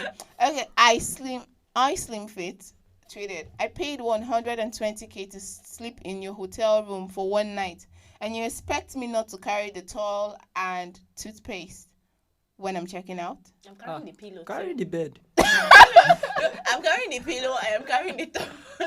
Wait, 150k for a room. Did you say the rent? For one night. Calm down now. Let's not how like put it now. We're not broke. We're not broke. We're not poor people. We're not broke. But come on, let's think about it. All night. How big was the room? Is the hotel a 5-star hotel or more? And did you sleep in the penthouse? Okay. No, because he said for a room. If it was a penthouse, he would have specified. So it's not a penthouse. So 150k. No. And he's checking out. He checked out with their towel and toothpaste. He was nice now. You just carry pillow. Carry the pillow. Carry blanket. Carry everything you can carry. Okay, so into your box. So I Peace Vodka responded to that tweet and he said, 15k. I they carry towel and toothpaste. 120k. Nah, I have to pocket their mini fridge and shower head. Do you get? No, that guy was just too nice. Towel and toothpaste. No. Okay, another tweet that really got me is I am switched tweeted. Nobody ever died from supporting another person's business. There are people that have businesses where you need to die, don't they? Okay. Coffin makers. You know these guys that what are they called? Undertakers, yeah. So what would I need them for? I need them to carry my cake on my wedding day. The only way you can support them is by dying. But you gotta die. Okay, I think that was what this guy was thinking when he responded. You literally have to die to support a coffin maker. Man, that's a wise man. They gave it to him well, honestly. Okay, so I have one tweet here. He says, if you win $100 million lottery, would you help any of your followers? That was a tweet. If I'll help them. Yeah, will you help any of your followers? $1 million. Help them yes, how? $100 million lottery. We didn't help any of you. Used to say help them. What is Help help them, It's just dollar. dash them money. Help them. I will help them and carry water on there. Like you need help to lift your water. That's what I'm saying. What I kind should of help you and call your father. I help them. I pray for them. I have to win their own? My help is in the name of the Lord who made heaven and earth. Okay, so we have a response from Lekon Fila, and he says, yes, I'll help them with daily motivational tweets. See, motivational speakers, they have finished us. So to judge them. And you ask somebody, say they ask you, how did you get to this point? It was through hard work and consistency. I was motivated. And I'm like, okay, tell us the truth. What's the name of the uncle? What's the name of your daddy's friend? Which one it was through hard work? You get, and even people turn motivational speakers, even on top stuff that we know that physicians contour. Like you see all what's it called? I'm not against plastic surgery and stuff, body enhancement, body shaming or anything. If you can afford it, why not? So I see all the enhanced curve that a physician probably definitely did, and then you come on social media and you tell me do 20 squats, do side kick. Auntie, who are you deceiving? I know someone that's been doing squats since nothing has changed. Me, I've done squats I could never stand straight. What kind of squat? When I said I know someone, I feel like she just introduced herself. It's fine. Don't lie to us, please. We're not a motivational speaker. See, it's consistency. No, yes, you need to do more squats. And see, you cannot Eat lie. Right. Stay away from egg and coke. Oh, shit. They even told me to carry dumbbell. Wait, And at the end of the day, they came out to send the news that you did body enhancement. Why? Calm down now. You are too angry. I am very angry. Okay, so we have a tweet here. We have Oswald tweeted, how do you know you're in love? How do you know? How do you know you're in love? Okay. It's simple. I just feel excited every time you tell me, let's hang out. Really? No, I mean like when you start acting like you don't have sense. Honestly, because people will be in love and next is all they tell is love is blind. Love is not blind. Your eye, go and see I doctor. Yes. I swear. You lose your sense when you see the person. You lose your sense. No, see, the other day I was having this conversation and said, you feel butterflies in your tummy. I'm like, what is the butterfly that you feel? Like, I see butterflies. I don't understand. You have flowers in your tummy moving around. Butterflies. People don't know. Tell yourself the moment you start acting like you don't have sense. No, actually, no, I'm in love. When every time you ask to see me, it's as if a hot piece will not catch me. You feel uneasy. You are disturbed. Am I going to cry? You are disturbed.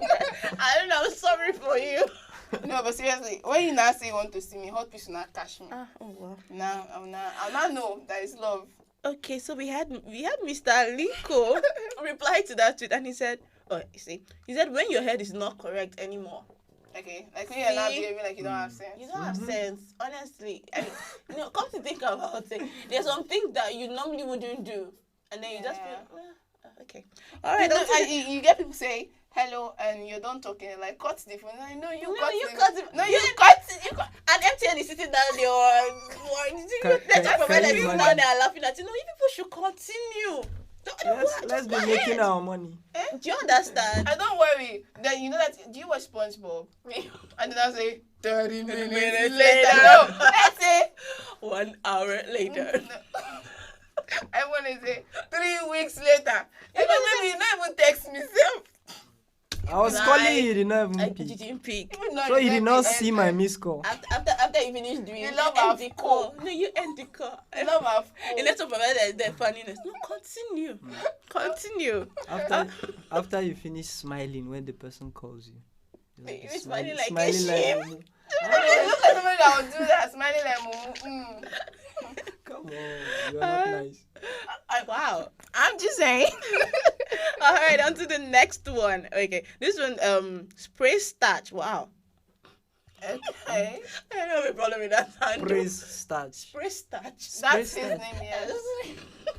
That's like fermented cassava. Wow.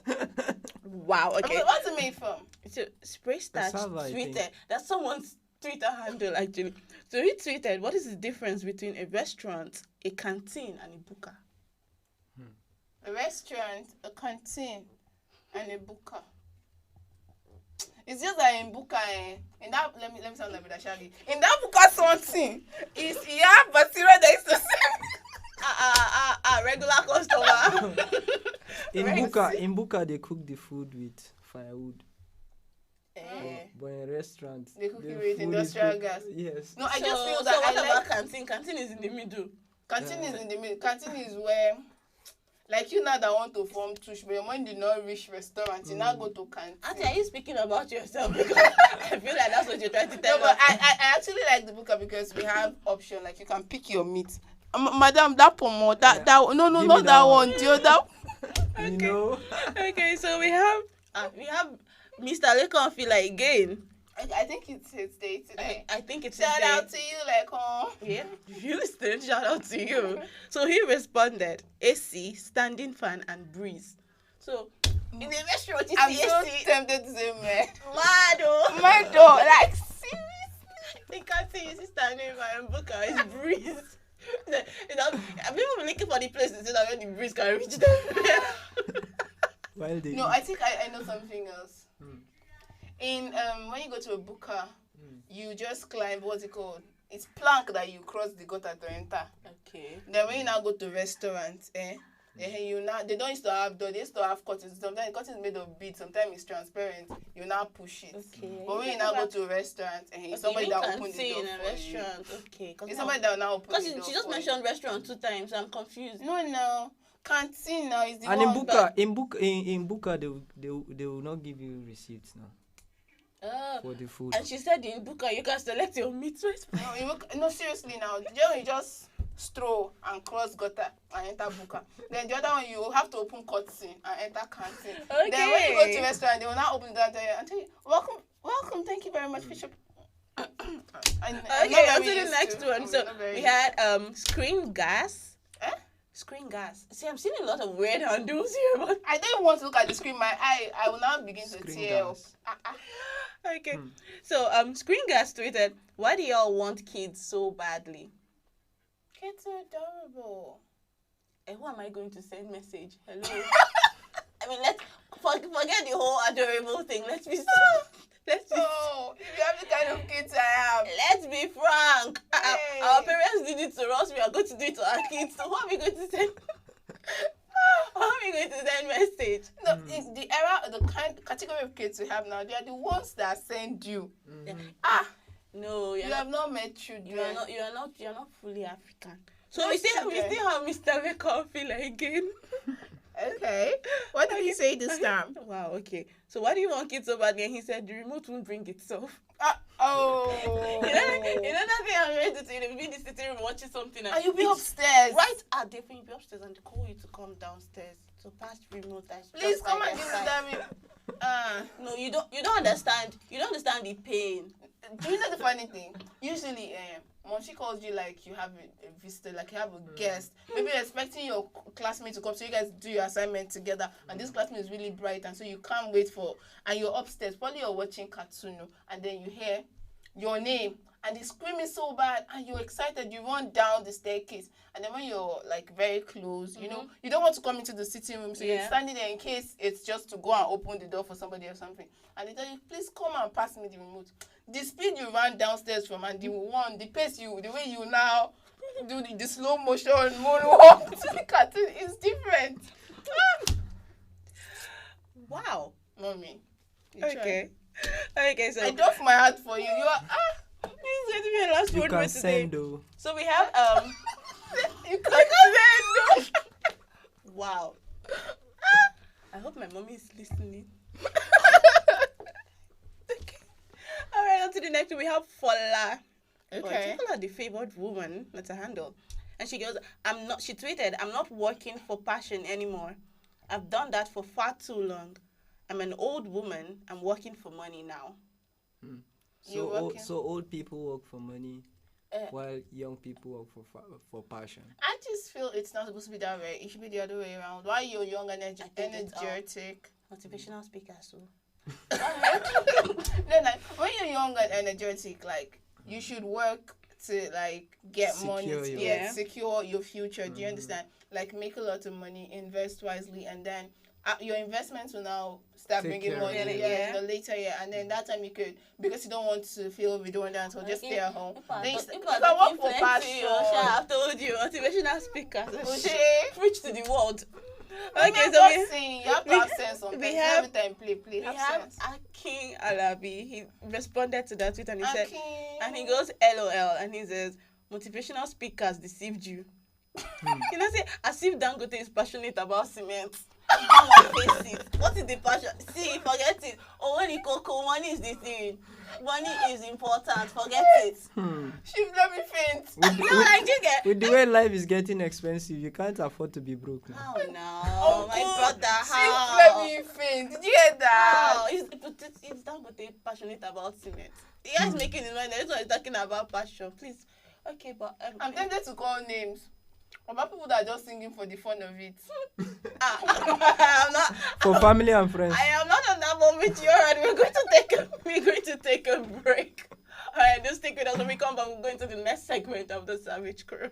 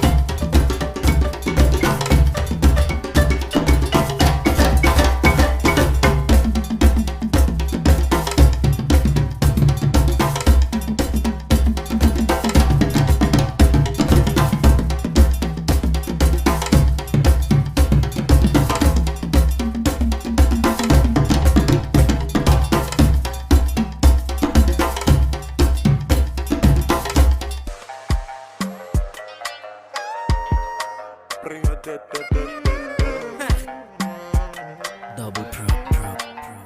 I beg you carry shoulder up, oh baby. I beg you show them this younger, oh baby. Dance and break all of your waist, oh baby. Until they allow it to, oh baby. Oh, I beg you carry shoulder up, oh baby. I beg you show them this younger, oh baby. Dance and break all of your waist, oh baby. Until they allow it to, oh baby. Oh, I beg you to me, Corona magbese, I beg you to be Corona magbese,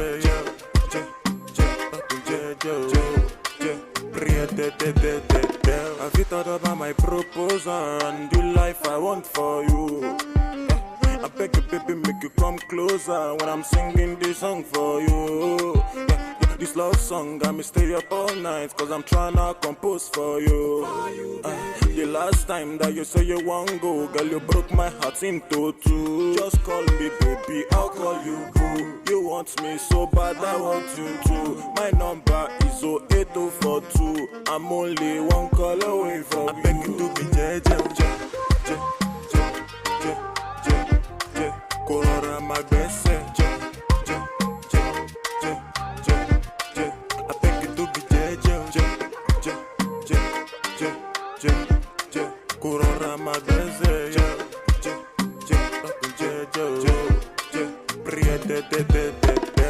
Gonna go fit to get to big back, but no be down with the drum logo. If your loving we go make me psycho from Kampala to Coco Michael. MJ Lube with the bamboo. Canadian girl, Phoebe get the card. If you loving, we go to the train. Oh, anytime I sing, go she not to do for biz. Get, and you be a minado. Now you the rise my temperature go. San Francisco, I sing you dope like Jimmy Jatto.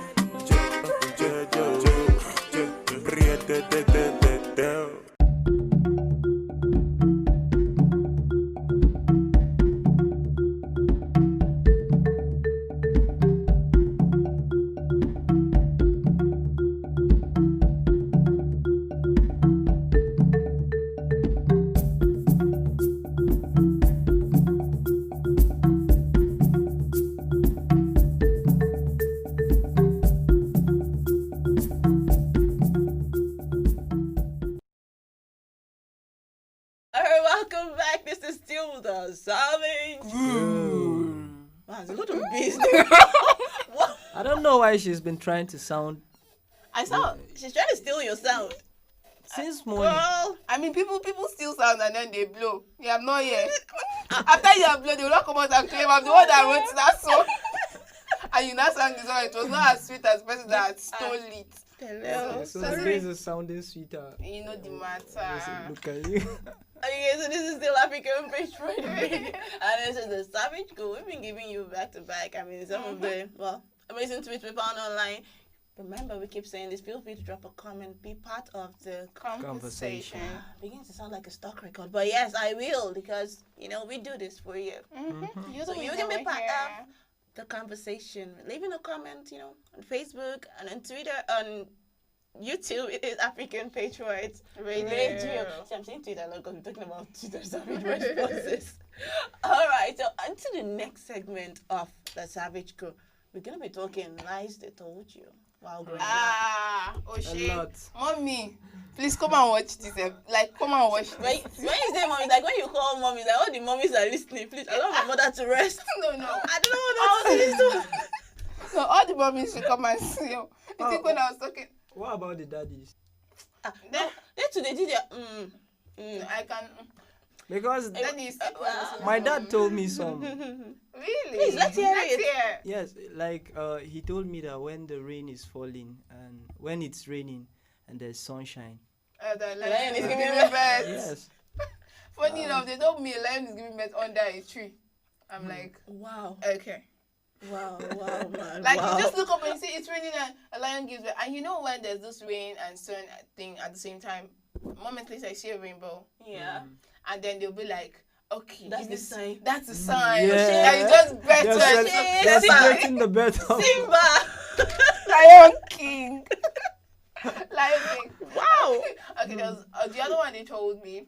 They said if you pulled your tooth, the one up you should throw it on the rooftop. On the rooftop, and the one below you bury it underneath. I'm just else it would not grow again. Wow. I'm like, okay, so what happens is if the one up pulls, then Jesus owns it. The one down, Satan owns it. And that's you giving the scripture, so they just told you what to do. I think the popular one that all of us actually probably told is that if you swallow the seed of an orange, it will go in your head. It should go in your head. Do you know how? Wow. I think because of that, for a certain part of my life, I do not like oranges. See, up until now, you cannot convince me to eat watermelon seed. I'm told. I'm told you're supposed to eat it all, the seed, the melon, the seed. Yeah, they said the seed is actually I can't. Nutritional value, but I can't. One thing I heard when I was growing up said watermelon seeds you swallow it. So that one actually grows in your tummy. Really? Orange seed that grows, the tree grows on your head. Then there's this one, Abalumo, Udara, I don't know what it's called. Yeah, that's the one. Like, you tend to swallow it. I tend to swallow it. That thing is very big. How do you swallow it? I don't know. Because you like the fruit, so you want it to just grow in one part of your body so that you be eating. Be serious right now. You're not serious. So that you be plugging and eating. Okay, I know one thing else they told me was that you don't sweep at night. That it attracts, what's it called? Evil spirit to visit you. Okay. Okay, you heard it's evil spirit. I heard snakes. It attracts snakes. And I only just found out that snakes don't hear. It's not just sweeping. It's one to tell you not to hiss at night. So okay, yes. I think that's the one. And like, don't do your trusting. Did you even hear?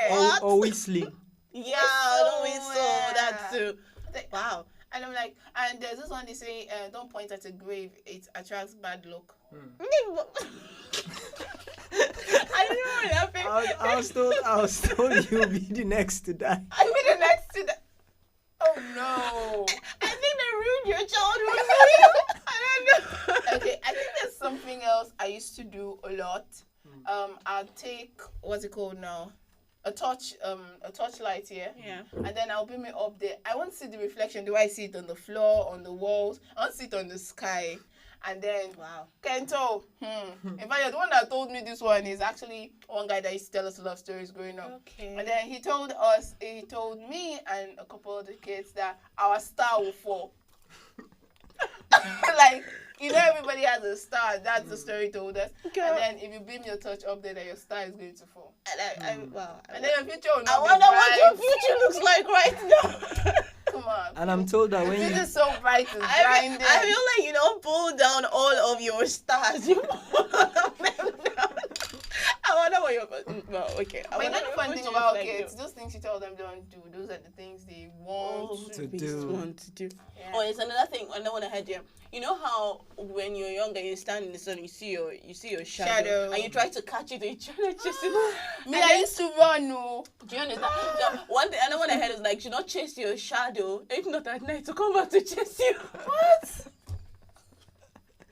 You used to chase your shadow. You know how you see your shadow and you're turning around and you want to. Do you understand? You want to catch it. Sometimes you walk faster. You want to save it.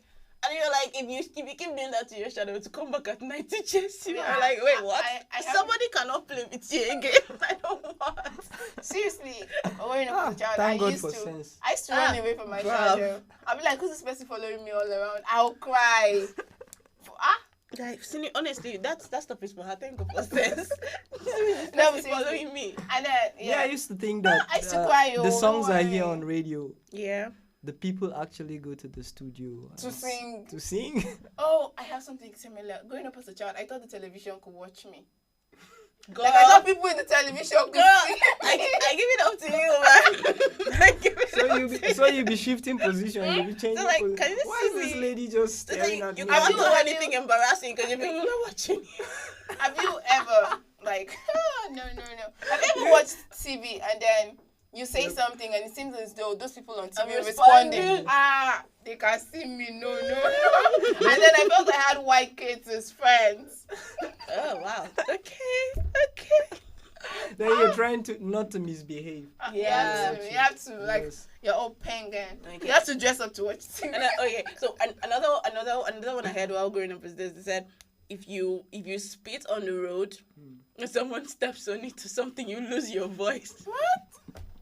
Yeah, you're not supposed to spit on the road. Come on. No, you know how, like, you have a cough or something, you spit somewhere, you cover it, or what would it, like, no matter how it is, not you spat on the road somewhere, someone steps on it. And it takes your voice. I think it's just to instill good hygiene. Yeah. Okay, let me tell you something else that I think is to instill, growing up, I was told, maybe because I was guilty a lot of times, that if you eat more than one egg, that you're going to go up to become a thief. Ima, I feel like you already have a portfolio already. do we need to say it out there? Okay, please. No, eggs are good for you, trust me. We want to know what level you're operating on right now because beg me. I beg you, do your worst. I eat eggs. I love eggs. Eggs. I hope you're not a chicken stealer. Oh, wow. Okay, one other line they told me actually was, if you eat crayfish, like your teeth will get rotten. If you eat crayfish? Yes. Tell us the story, please. What did you do when you were growing up? Because like as kids in African homes, when meals are prepared, you have specific duties like unwrap Maggi, pound the crayfish, cut periwinkle, those simple stuff. Nobody asks you to cut vegetable, of course you can't do that. Nobody asks you to wash meat, it smells and stinks and stuff. So those little petty stuff. I know I was guilty. Every time I have to pound crayfish, I'd always take the big one. Okay. We all know, don't be doing your face like that. So I'd always pick that out, and then I was told that my teeth would get rotten. And then I never ate crayfish. Sorry, I don't know. I feel like you had a very sad childhood. Sorry. I'm sorry, I couldn't relate. Says the lady that doesn't sit on motors for the fear of. Hey, I heard it. It's not like I don't sit on motors. Just said if you sit. Something they said. If you sit on the motor, your stomach will start paining you. It doesn't mean I stopped sitting if I wanted to. Okay. Disobedient. But did your stomach ever pain you? I was waiting for it, though. It didn't happen. You know how they tell kids not to do stuff, but you want to do it, so you see what will happen. Yeah. Disobedient children. That's how we know them. No. Imagine. They want to know why. Why? Mommy, why? But why is mommy telling you not to do that? Another one that got me was, you know, when you're younger and then you make funny faces or you do stuff to your face, and then they tell you, if you don't stop doing that, your face remain like that. No, the one they used to tell me is this one you do with your eye. Okay. Yeah. I couldn't do that. Oh my God. They told me not to laugh at disabled people. Otherwise, you become like them. It's another thing you were saying. What you laugh at will come to you. What you fear. I was like, please, I'm laughing at Dangote. I fear the money he has. Just let it come to me. I'm laughing at $10. So okay, so there's this other one. But there's this other one. I heard while growing up here. Said if you're chewing gum and you swallow it, then your tummy will gum together and come to your back. Oh, please, all of you that are looking for flat tummy. If it's just chew packs of chewing gum. Swallow packs of gum. Plaster it to your back together. People boil it like ever. Wow. The gum companies would have made a lot of money. Oh, or the one that you eat beans. Go to the gym. You eat beans and grow tall. Because kids do not like to eat beans, true. So you tell them the story just so. You grow tall. So encourage them to eat beans. See, thank God for my end. It don't work for me, shall just. No, but funny thing. I see a lot of people, they say they don't eat beans, and like I've never liked beans since I was a baby. I think maybe doing that eat beans, grow tall kind of thing kind of got in your system, and right now you can't help but love beans. Oh well. Okay. For people that love beans. If that's the skill you're giving them, that's people like me. Okay. I think a lot of them on this train.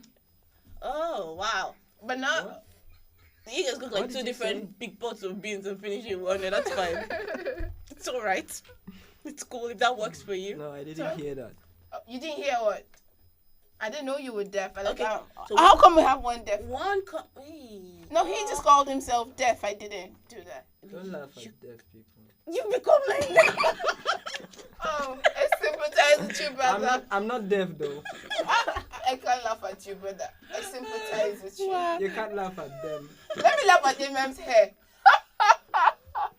Girl, you wish you had my hair. What you laughing at? I mean, they say you laugh at things you love. You laugh again. Peacockery. She just had to show up, kinda. Okay. Wait, did you guys ever hear this stuff where they tell you not to beat your younger brother with a stick? If not, you grow up to be impotent. What? Okay, actually, I hear people say, don't beat me with brooms. With broom, yeah. I'm not a witch. Oh, yeah. Or they say the person will not get married. Yes. So I heard that one too. When I was growing, any girl I just crush on, look for brooms. This guy is a sadist. You look for broomstick. Why? You don't want them to get married? I want them to get married to me, obviously. You don't want to get married to nobody but me. Man, you know, I think this guy has a twin brother. This boy has a brother. And I'm beginning to think that boy that sang, no, you with another person. Hey.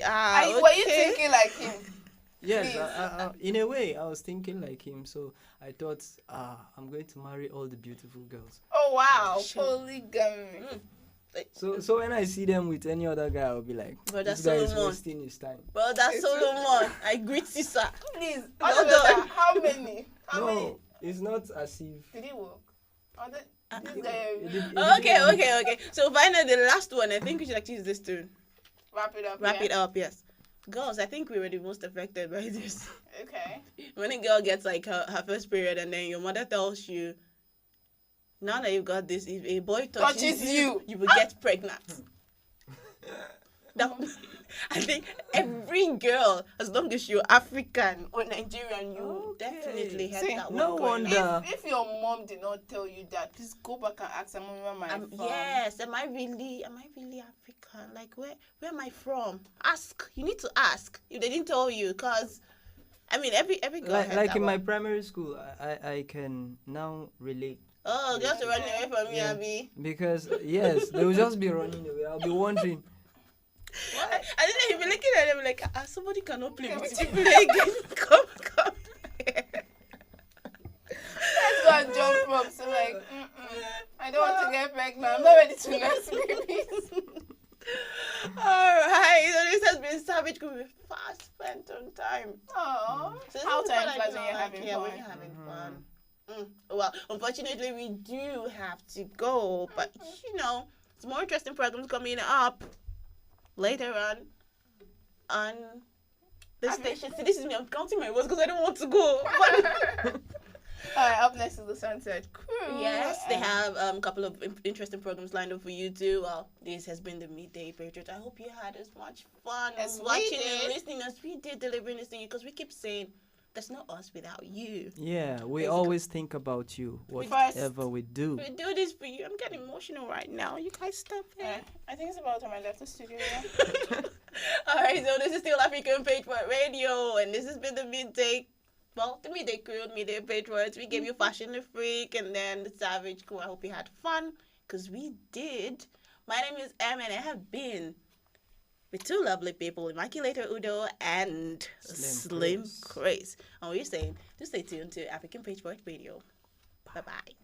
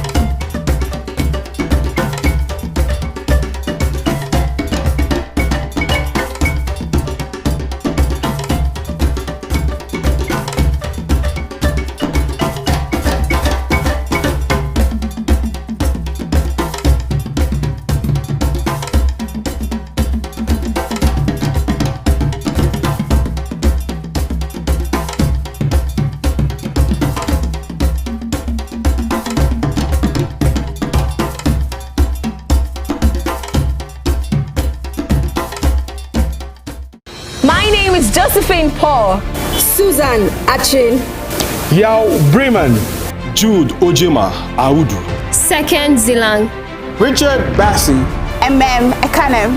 I am Mercy Joe, and we are African Patriot on African Patriot Radio.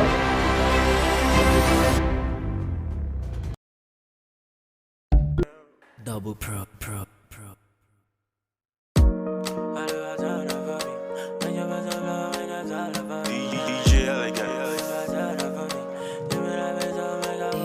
She move my debit, don't oh yeah, everybody get their own story. Kira kita odola la yeah, if you're making that dough, you know me shalaye. Ozu go pay muraba lagbade, no one mamu body check out your shit. If you think it, you can make it. Enter studio and start to make it. Omo, I believe and then I made it. One name you lishe and then I break it. Moma lowa, moma kole mole ni waju ele, I'm at your fanda. Lowa, moma ma kọ́lé mọ́lé níwájú ẹlẹ́yà máa tún yan fanda. Mo máa lówó lọ́wọ́, mo máa kọ́lé mọ́lé níwájú ẹlẹ́yà máa tún yan fanda. Lówó lọ́wọ́, mo máa kọ́lé mọ́lé níwájú ẹlẹ́gàn máa tún yan fanda. Mama told me boy, this life ain't no easy call. This life on a turn by turn, make it count, give it meaning call. I expect to check on my niche, Baba show me the way, magical way. Authority, me, Papa Dakun Joe, Dakun by me.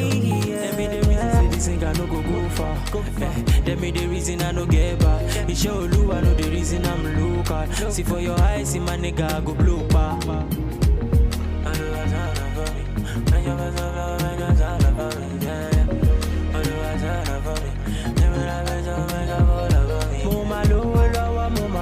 Mọ́lé níwájú ẹlẹ́yà máa tún yan fanda. Lówó lọ́wọ́ mo máa kọ́lé mọ́lé níwájú ẹlẹ́yà máa tún yan fanda. Mo máa lówó lọ́wọ́ mo máa kọ́lé mọ́lé níwájú ẹlẹ́yà máa tún yan fanda. Lówó lọ́wọ́ mo máa kọ́lé mọ́lé níwájú ẹlẹ́yà máa tún yan fanda. I remain your extraordinary DJ Elegant. Let's go. So may all and all our prayers be answered. The vision is right. Let's go. Now soon.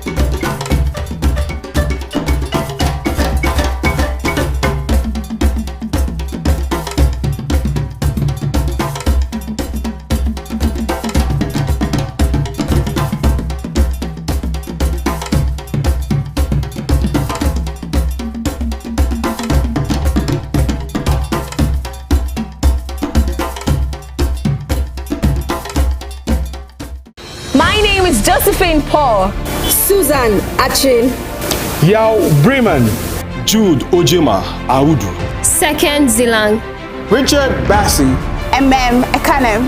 I am Mercy Joe, and we are African Patriot on African Patriot Radio.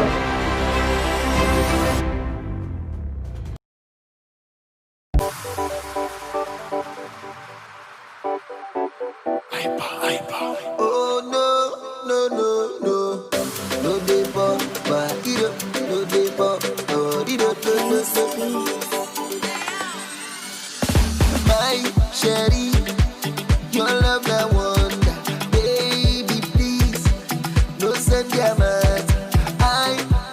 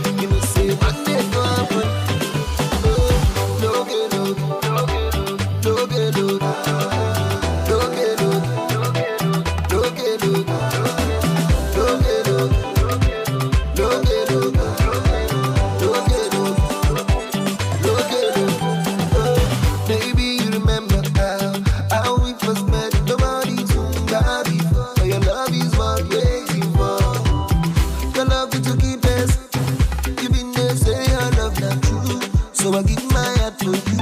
Yeah, yeah.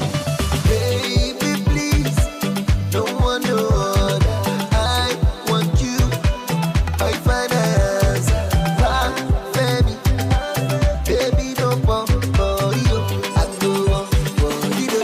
Just take me as I am. I did there for you anytime I am.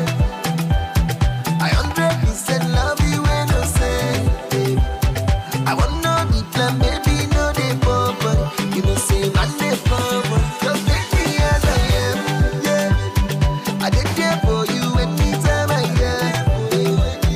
I 100% love you when I say, I want no the plan, baby, no they bubble. You know, say man they bubble. Yeah, no get no get no.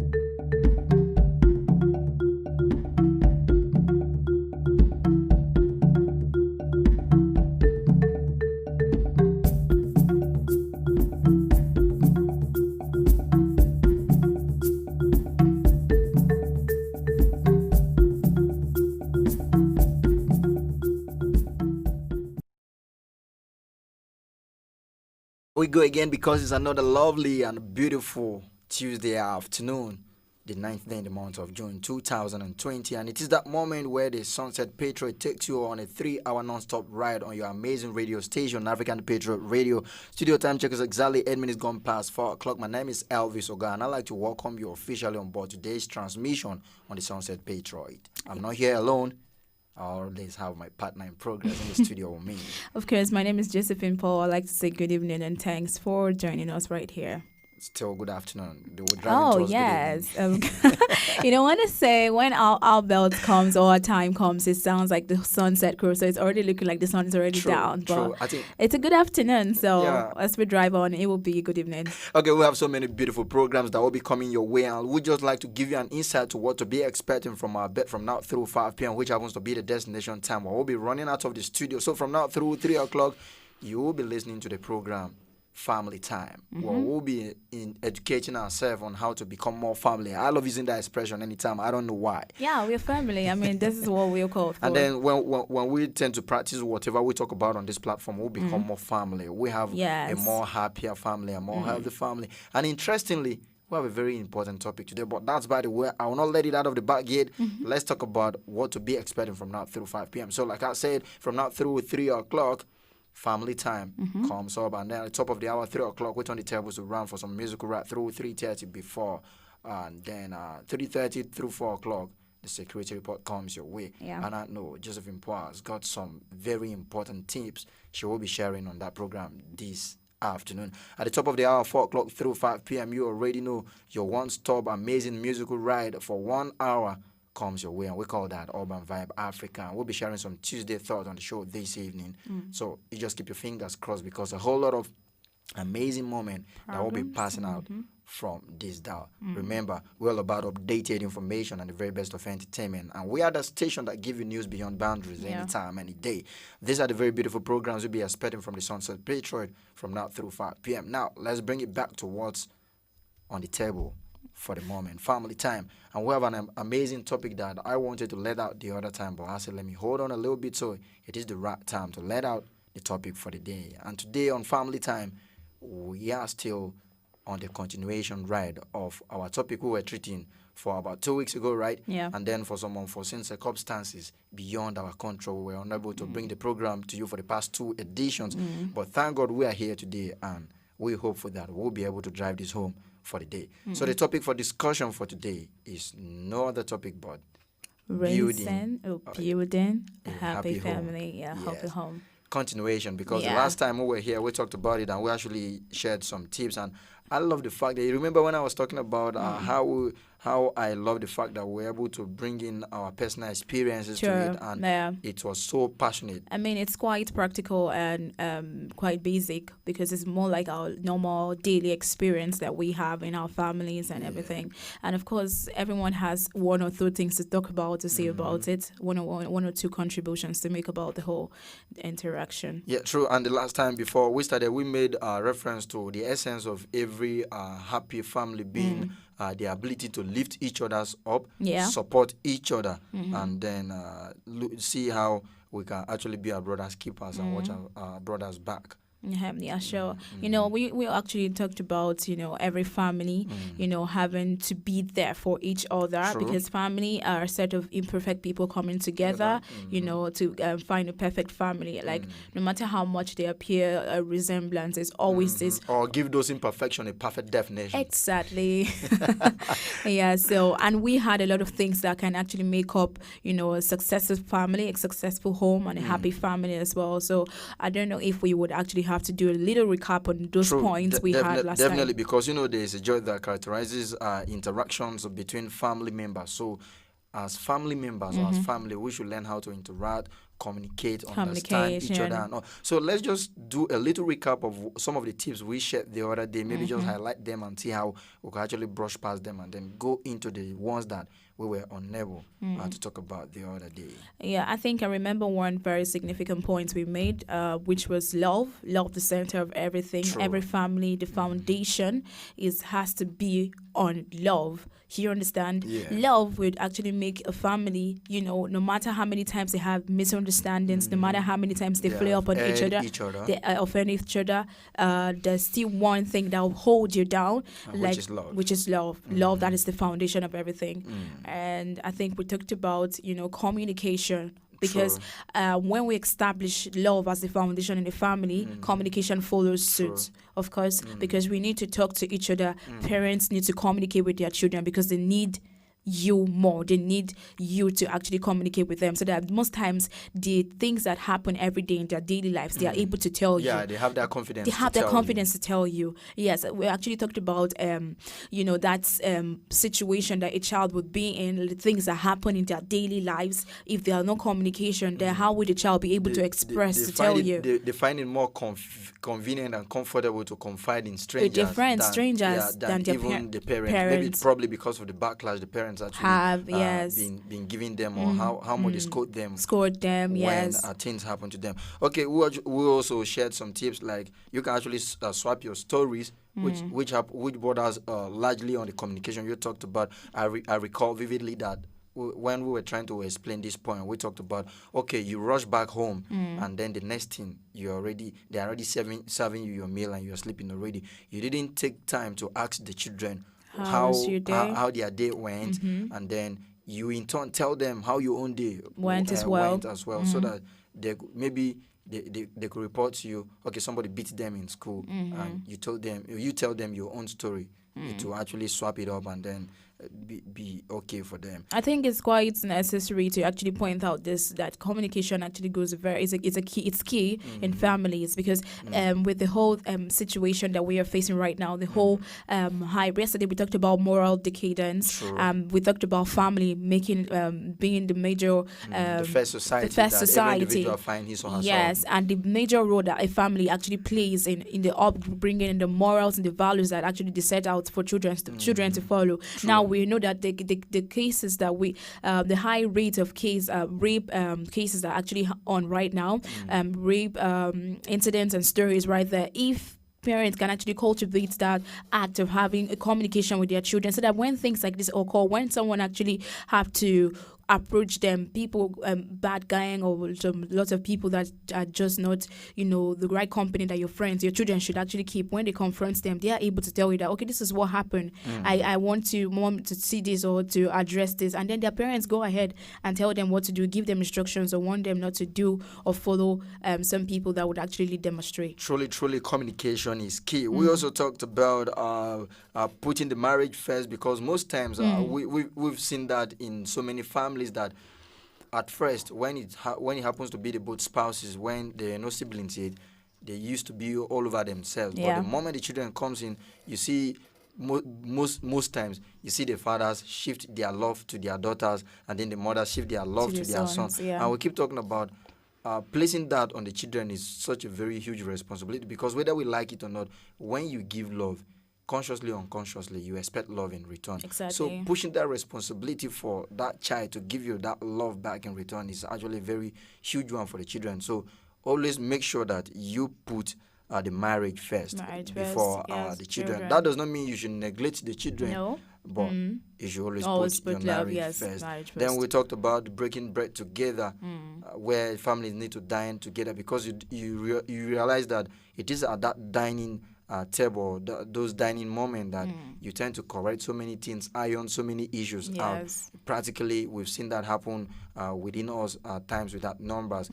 And then there's this statistic that was out that family which eats together tends to become more successful and become more united and become more happier than other families that do not really break the bread together. Yesterday, when we were on Human Society, we were talking about we don't want to call it demand that the work and every other thing I've placed on people, but I think it's all about setting our priorities. It's so unfortunate that most times parents these days don't really see it as important, like returning home for a dinner or for a dining moment with the family. They just feel, okay, when everybody's hungry, you can just eat and then go to bed or go wherever you go. So I think it goes beyond raising these children and providing the 3 basic needs of life for them. Raising these children in a way where they can go and become responsible tomorrow. Exactly. And then that actually translates or transcends into having a happy family. So we should always find our time to break the bread together as a family, because it goes a long way in raising a happy home. Truly. We also talked about playing together. We also talked about putting a family before friends, and then limiting children after school activities. Because that way children might not really want to be around the home. They are no longer happy. Recall that when we are saying creating a happy home, everybody in the house needs to be happy. We need to try to find a balance of accommodating everybody. Looking at how we can make sure, okay, you don't try to please this person by displeasing another person. You have to please everybody simultaneously. So like you said, there has to be a balance. And then we also talked about building and honor family rituals. I remember we were talking about this. It could be either it could be peculiar to a particular family, or when it has to be patriotic or national, we should pay more attention to it, because we could actually use that period to create more happy memories and happy things, and then bond. Like we were talking about how it will be very nice if your friends are all warming up to come for a particular ritual that is so peculiar to your family. And then when it's about that time of the year, everybody's already warming up to come, maybe share with the love, and all of that.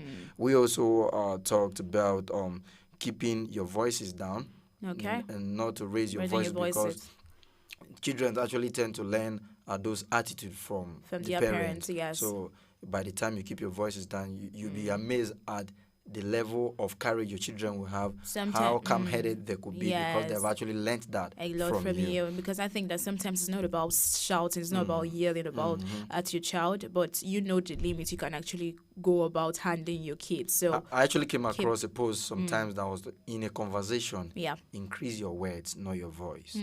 Deep. So I just hope that a lot of parents or a lot of people listening to us, family members and all that, you understand that sometimes it's not about raising up your voice, but the right words that you utter to can go as far as hitting that child in a different way that the child tends to understand. There's no about that thing that's talked about, spoiling the rod and sparing the rod and spoiling the child. True. So even if you want to try to go as far as disciplining your child with floggings and all that, different ways that you can actually come up with disciplining your child, but it doesn't have to be always raising up your voice or your words to them. True, because there's actually a difference between someone having fear for you and having respect for you. So at the end of the day, you don't. At the end of the day, if you're not careful, you mix things up, and then you get one at the expense of the other, and it's actually better. The difference is when most people don't get it is that there are some things, if your children don't have respect for you, they will not do some certain things around you, but when you are not around, they do it. But we should try as much as possible to inculcate respect in these children, so that whatever you tell them don't do, even when you are not around, they don't do it. Have to stay with them. That's respect. But when you continue raising your voice at them, and maybe they get used to it, they'll be like, oh, if I do this, what she will do or what he will do. If I do this, Dad will only shout at me. And it's very bad to actually make your child get used to what you used to do, like probably because it doesn't give room for change, because the child still used to, okay, my dad will only flog me, or he will only raise his voice at me. So it's not good to make your child. I remember the very last point we discussed before we ran out of time the other day happens to be never fighting in front of your kids. Never fight in front of your kids.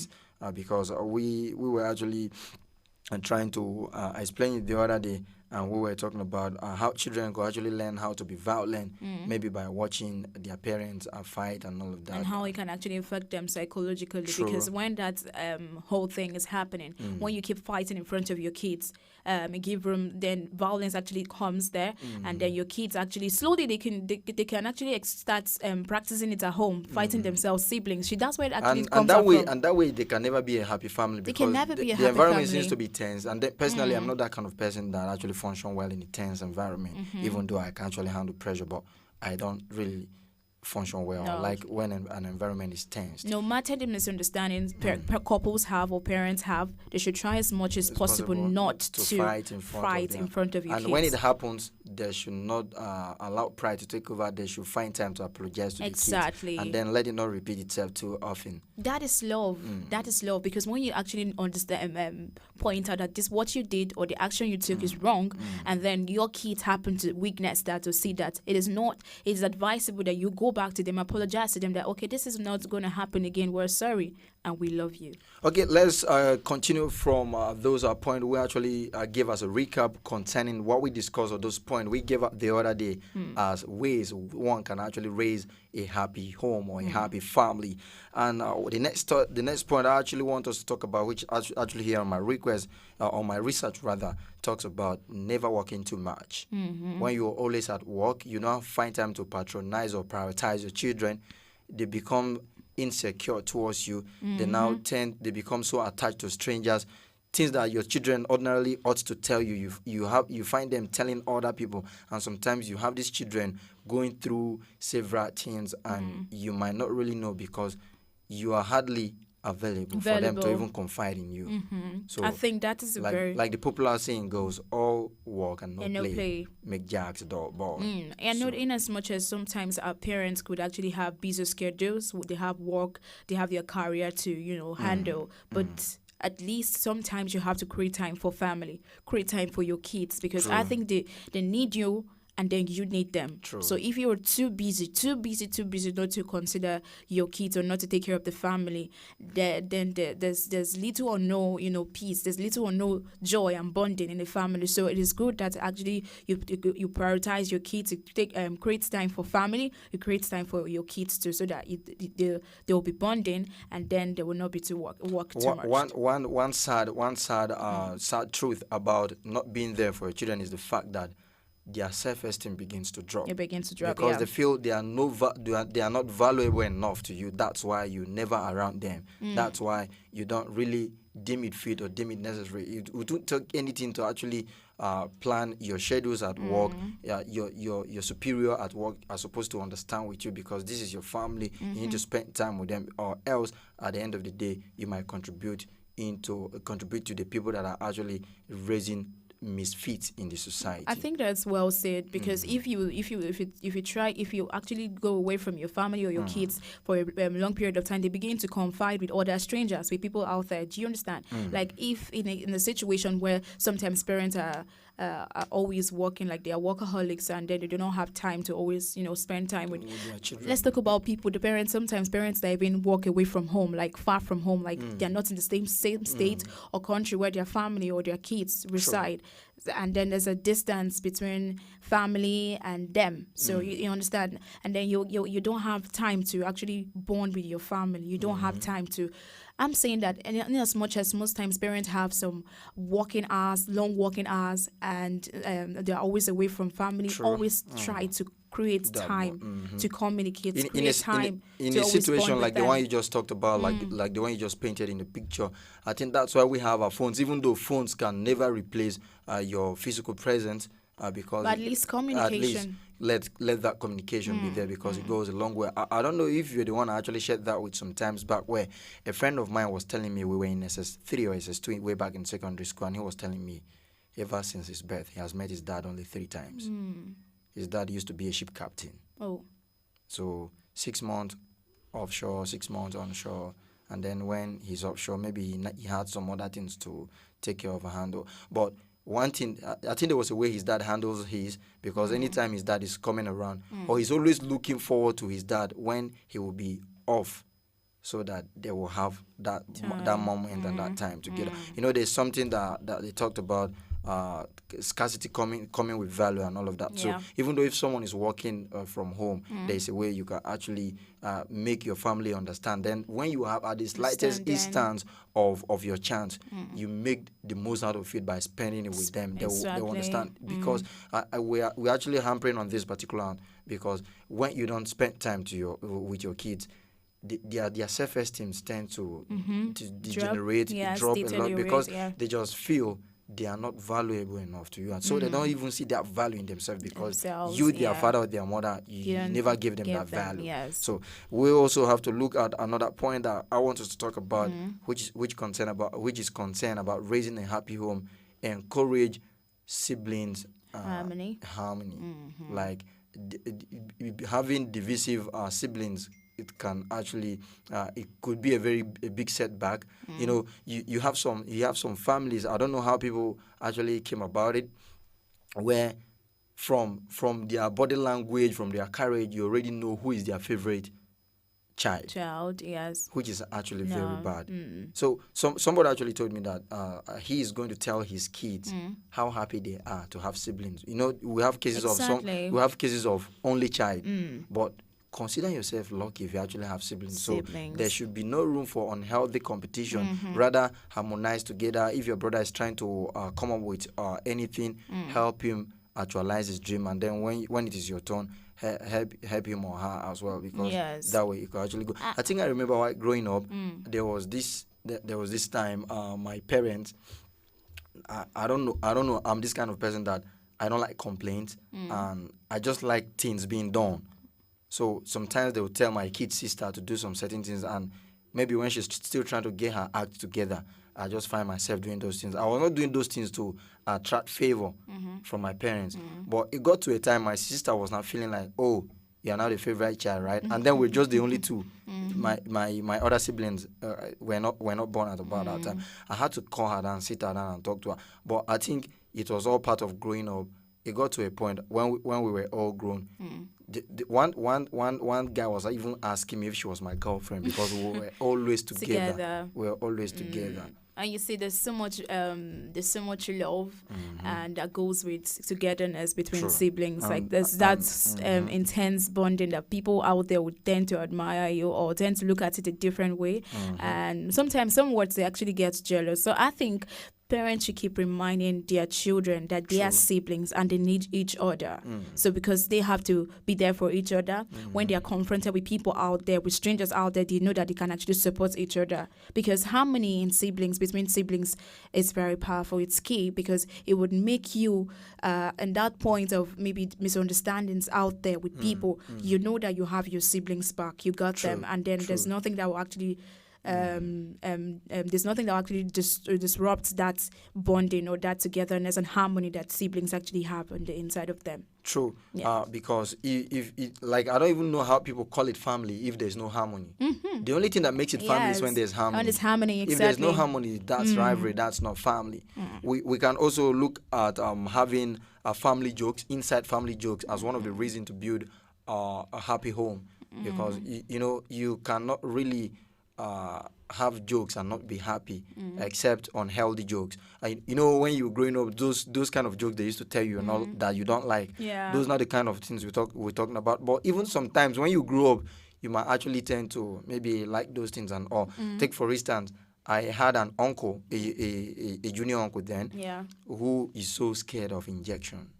So when when he grew up, we were reminding him of all those things. Till today, it's our inside family joke.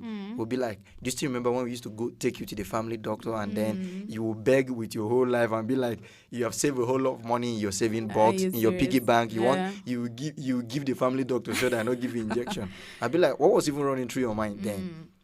Don't you realize that they were actually trying to make you okay, make you better, maybe out of an ill health that you felt for that time? He was like, man, if not for child, that's what we call child and all of that. So having an inside family joke is another way of raising a happy home. Truly, because I think it's that you have that moment of, excitement, moments to laugh and, joke about things. And it can actually be stories too, like you just tell comic stories or funny stories, like something that actually bonds the family, something that actually puts that family in a state of, being excited and enjoy the moment as it is right there. Yeah.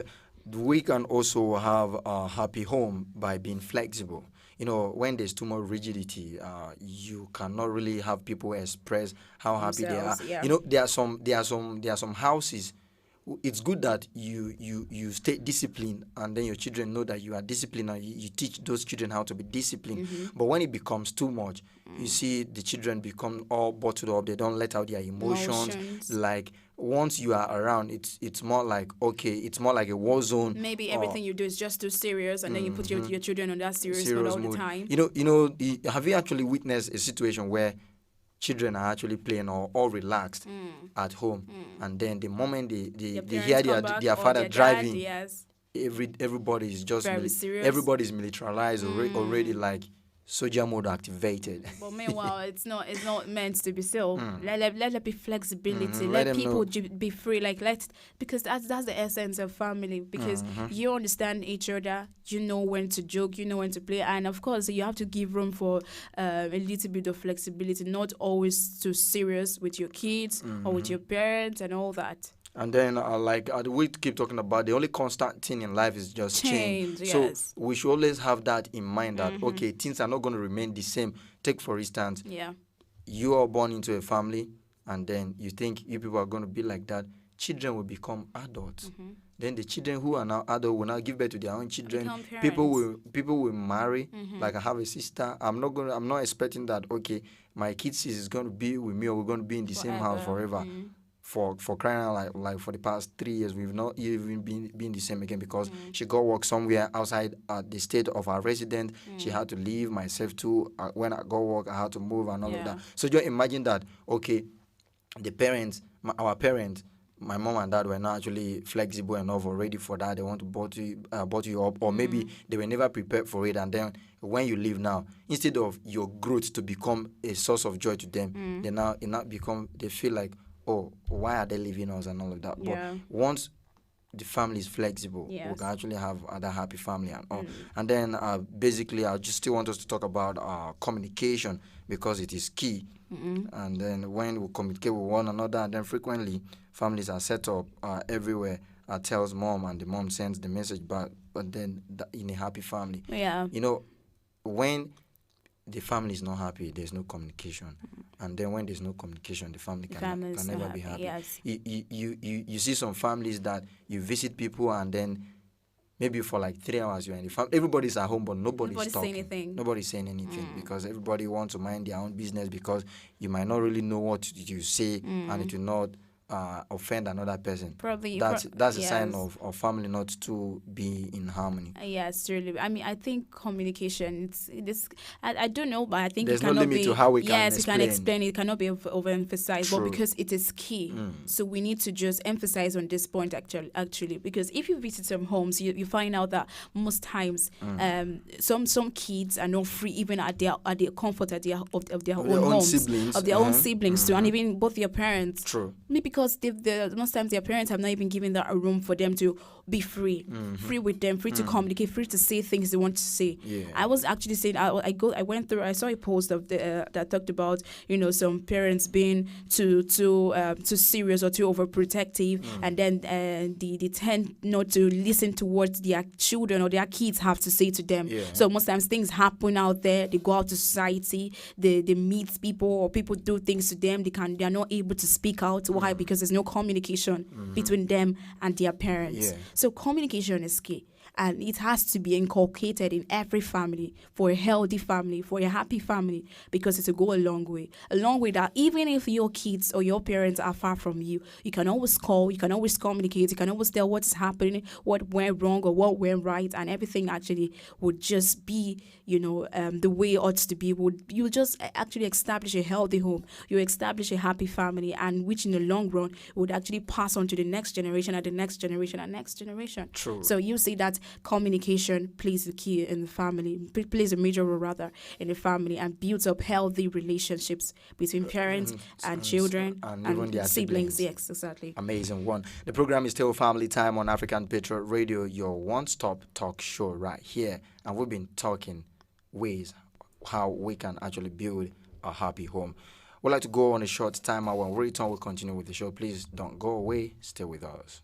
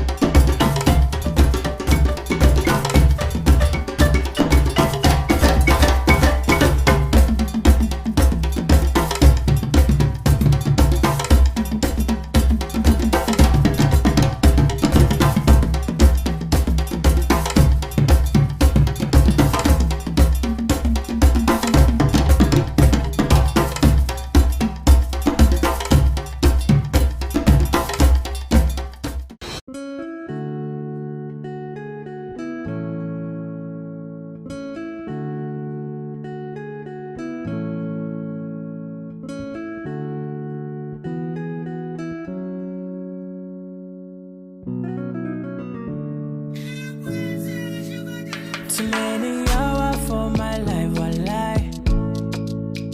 But I did pray me, Papa, shining light.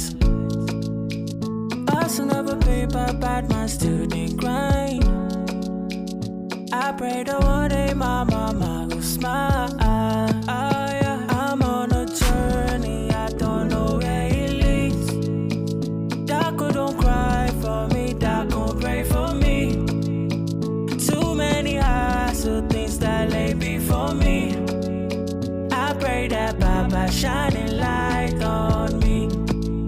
See them go fair when they hear my song.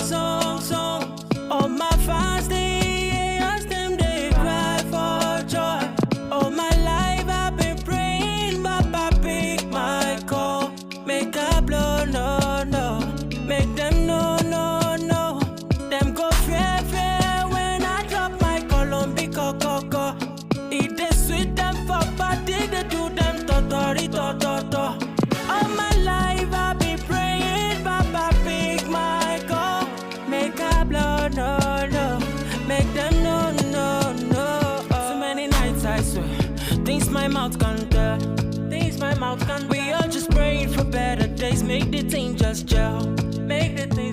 Do my best to live the rest of it, beat my chest out. Say Baba, just shining light on me. I'm on a journey, I don't know where it leads. Daco don't cry for me, Daco pray for me. Too many hassle things that lay before me. I pray that Baba shining light on me. See them go fair when they hear my song. All my fans they ask them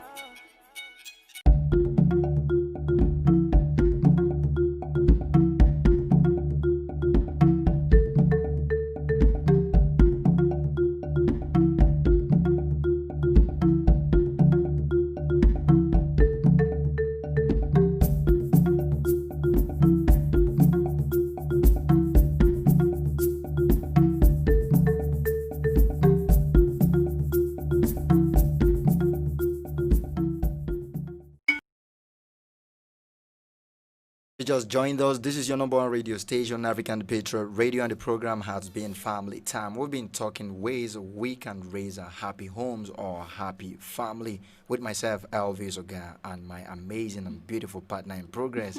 Just been paused right here. I must say welcome back to Family Time right here. Yeah, so if you just join us, welcome on board. And if you've been with us, thanks for staying tuned. Big all right. Thank you. Like we said, we'll be sharing so many more tips on how we can actually raise a family, even though there is no particular formula for to how family homes can actually be raised, but there are some necessary things that if you can capitalize on, trust me, you definitely have a very happy home.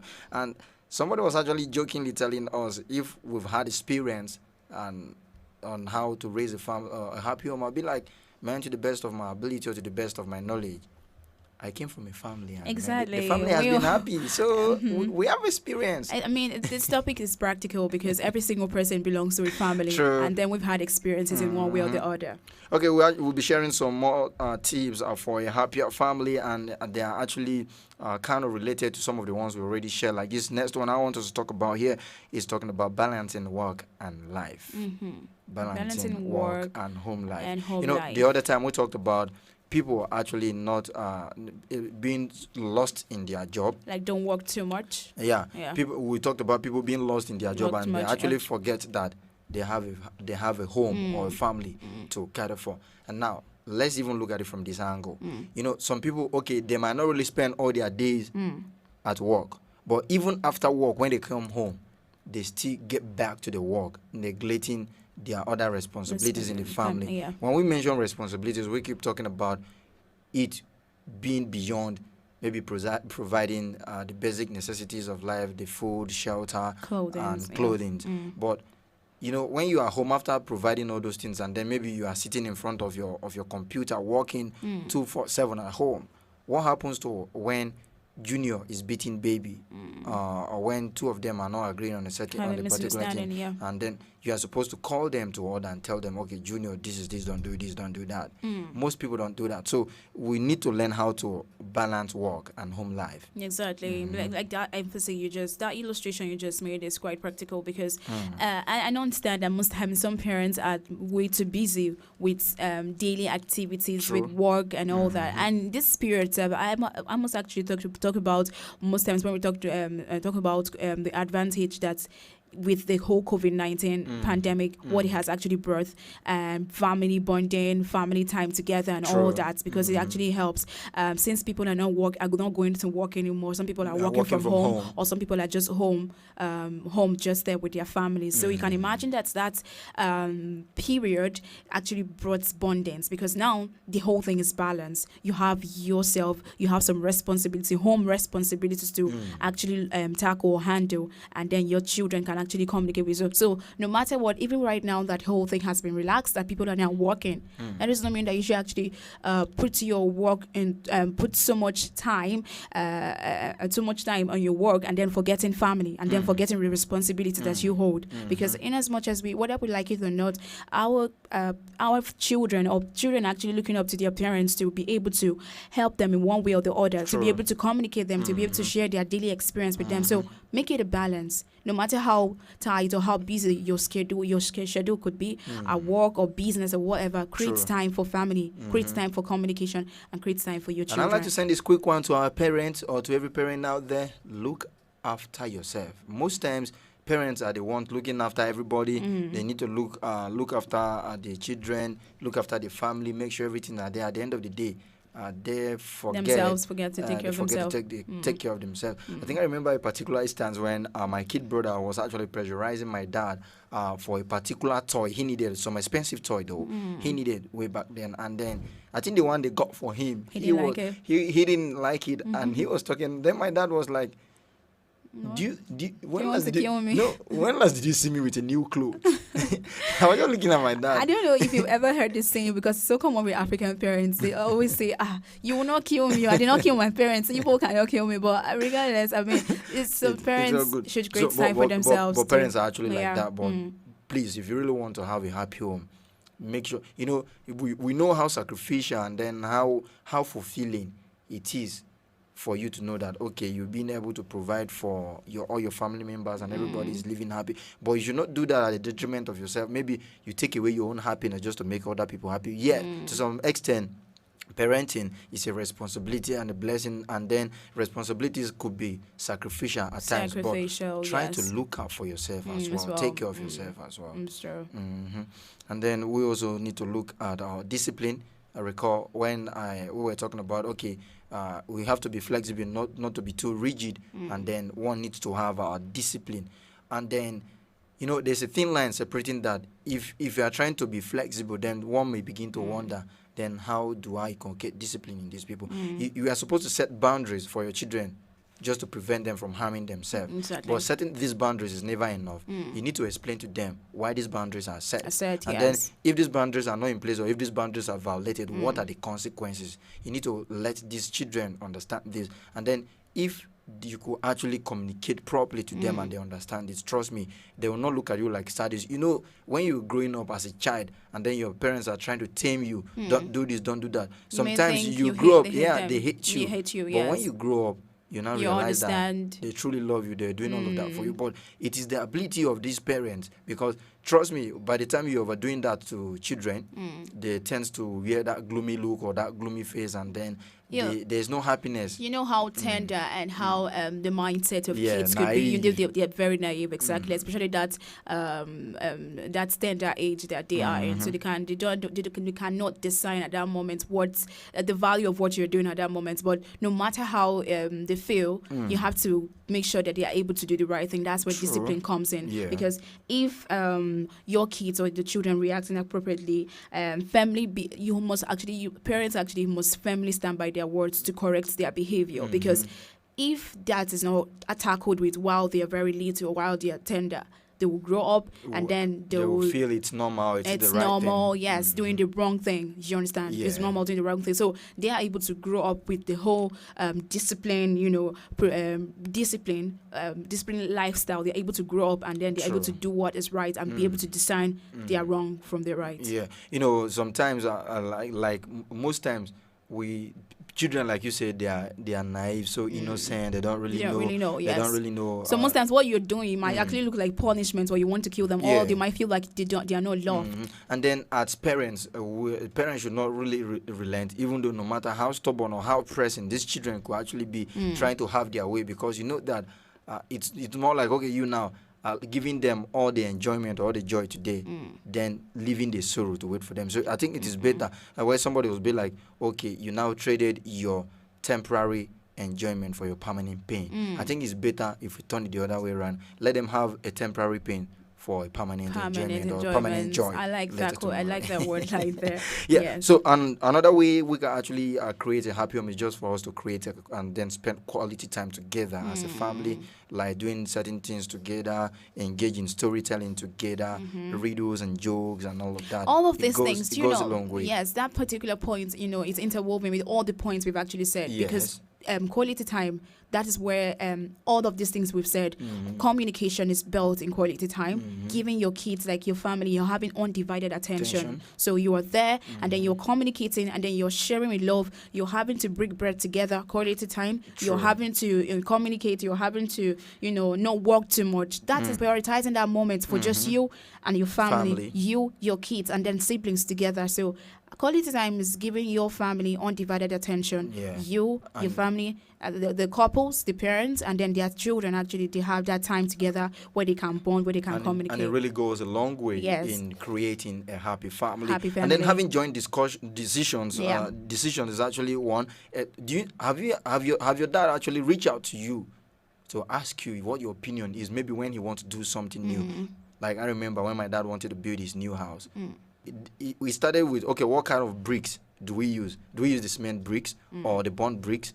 And then he will tell you, okay, this is the money I needed to complete this project. This is what is on ground. So where do we tackle it from? We're not joining heads together and all of that. The kind of that happiness, that sense of longing, that sense of aura, that maturity, that worth that you feel, okay, even your dad that gave birth to you, even sees that you are intelligent enough or sees you worthy to even confide in you and then seek your decision and all of those things. Those things build a happy home.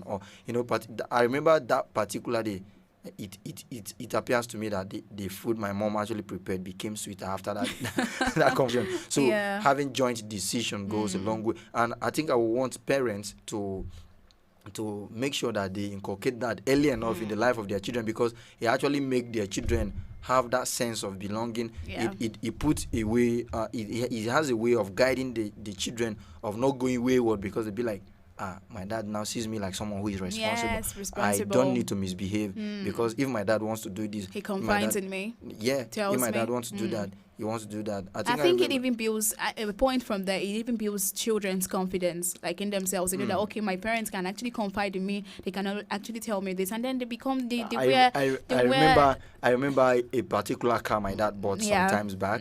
Then I didn't know how to drive. But immediately he came back. I was part of the conversation when he went to the bank to withdraw the money and everything. And immediately he came back. He gave me the key. He was like, "This is the new car." Oh my God! And then I can imagine how you will feel. I couldn't drive then. I was just looking at the car. Just happy. I came out at night. I was just staring at it. I was just looking at it. In the morning, nobody will have to send you before you start cleaning and everything. And those air freshener in the car, how they were smelling way back then will be making you feel like you want to stay there all throughout the day and all. Yeah. So man, joint decision actually raise a happy home and all of that. Yes, really. Let's not forget that one cannot really have it glamorous all time, cannot have it perfect all time, but your abilities to make sure that, okay, you draw everybody back and then settle out the difference is what makes you a great parent, a great family and everything. Truly. Then comforting, it's another way we can actually make a happy home or create a happy home. When you find time, when maybe someone is not actually cool with a particular thing, don't actually leave him or her to the nagging. Try to make the person understand and then comfort the person. Tell the person the reasons why it has to be like that way.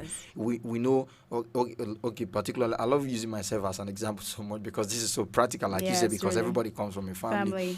Sometimes when you prepare your long list that you want to go back to school and your dad tells you, maybe sometimes the money is there because you'll be like, why? What's this one that they cannot give you? But you need to understand, okay, you are not the only person. They need to cater for another thing. And then they need to put some money aside as security. That's what I call it, as security money. Yeah. More like what they call security votes in allocation. Yeah. So that maybe for some unforeseen circumstances, those money can be used or can be channeled into those things. So the ability of your parents to actually call you and make you see reasons why it has to be like that way. And then make you realize that you cannot have it all to yourself, always. Comforting. It goes a long way in raising a happy truly, family. because I think that somehow it would build a lot of trust between children and actually parents, because when they feel comforted, they can actually rely on you and trust you to do things that you will actually make them happy, and also, in other words, to actually raise a good family and a happy family in that kind of environment. No doubt. And then we also have one that talks about spending quality time with your partner. I think that's where we talked about putting the marriage first, because most times when the siblings or when the children have not started coming, they're all to themselves. But the moment they start having kids, the attention becomes divided, and not just divided, becomes totally shifted, and then as if the spouses or the partners don't deserve it or they were never there before. So if you really want a happy home, make sure you spend quality time with your partner as well. You have to create time or create that balance for the time for your children and the time for yourself. Yes, I think I have one more point to that too. Okay. Building values, because I think we talked about this more point. We actually got a little understanding of building values in one of our programs yesterday. Yes. Because model values, parents actually must model values they want their children to see and their children to actually instill in them. So they should not allow them to make those choices for themselves as they grow up. So they have to model it, set values for them, tell your kids to do the right thing and actually be an example, be a model that they can actually see and watch. Not that you're telling your kids not to have to take alcohol or not to involve in some illegal act or actions, and then you on your own part, you are not living by example. So lead by example.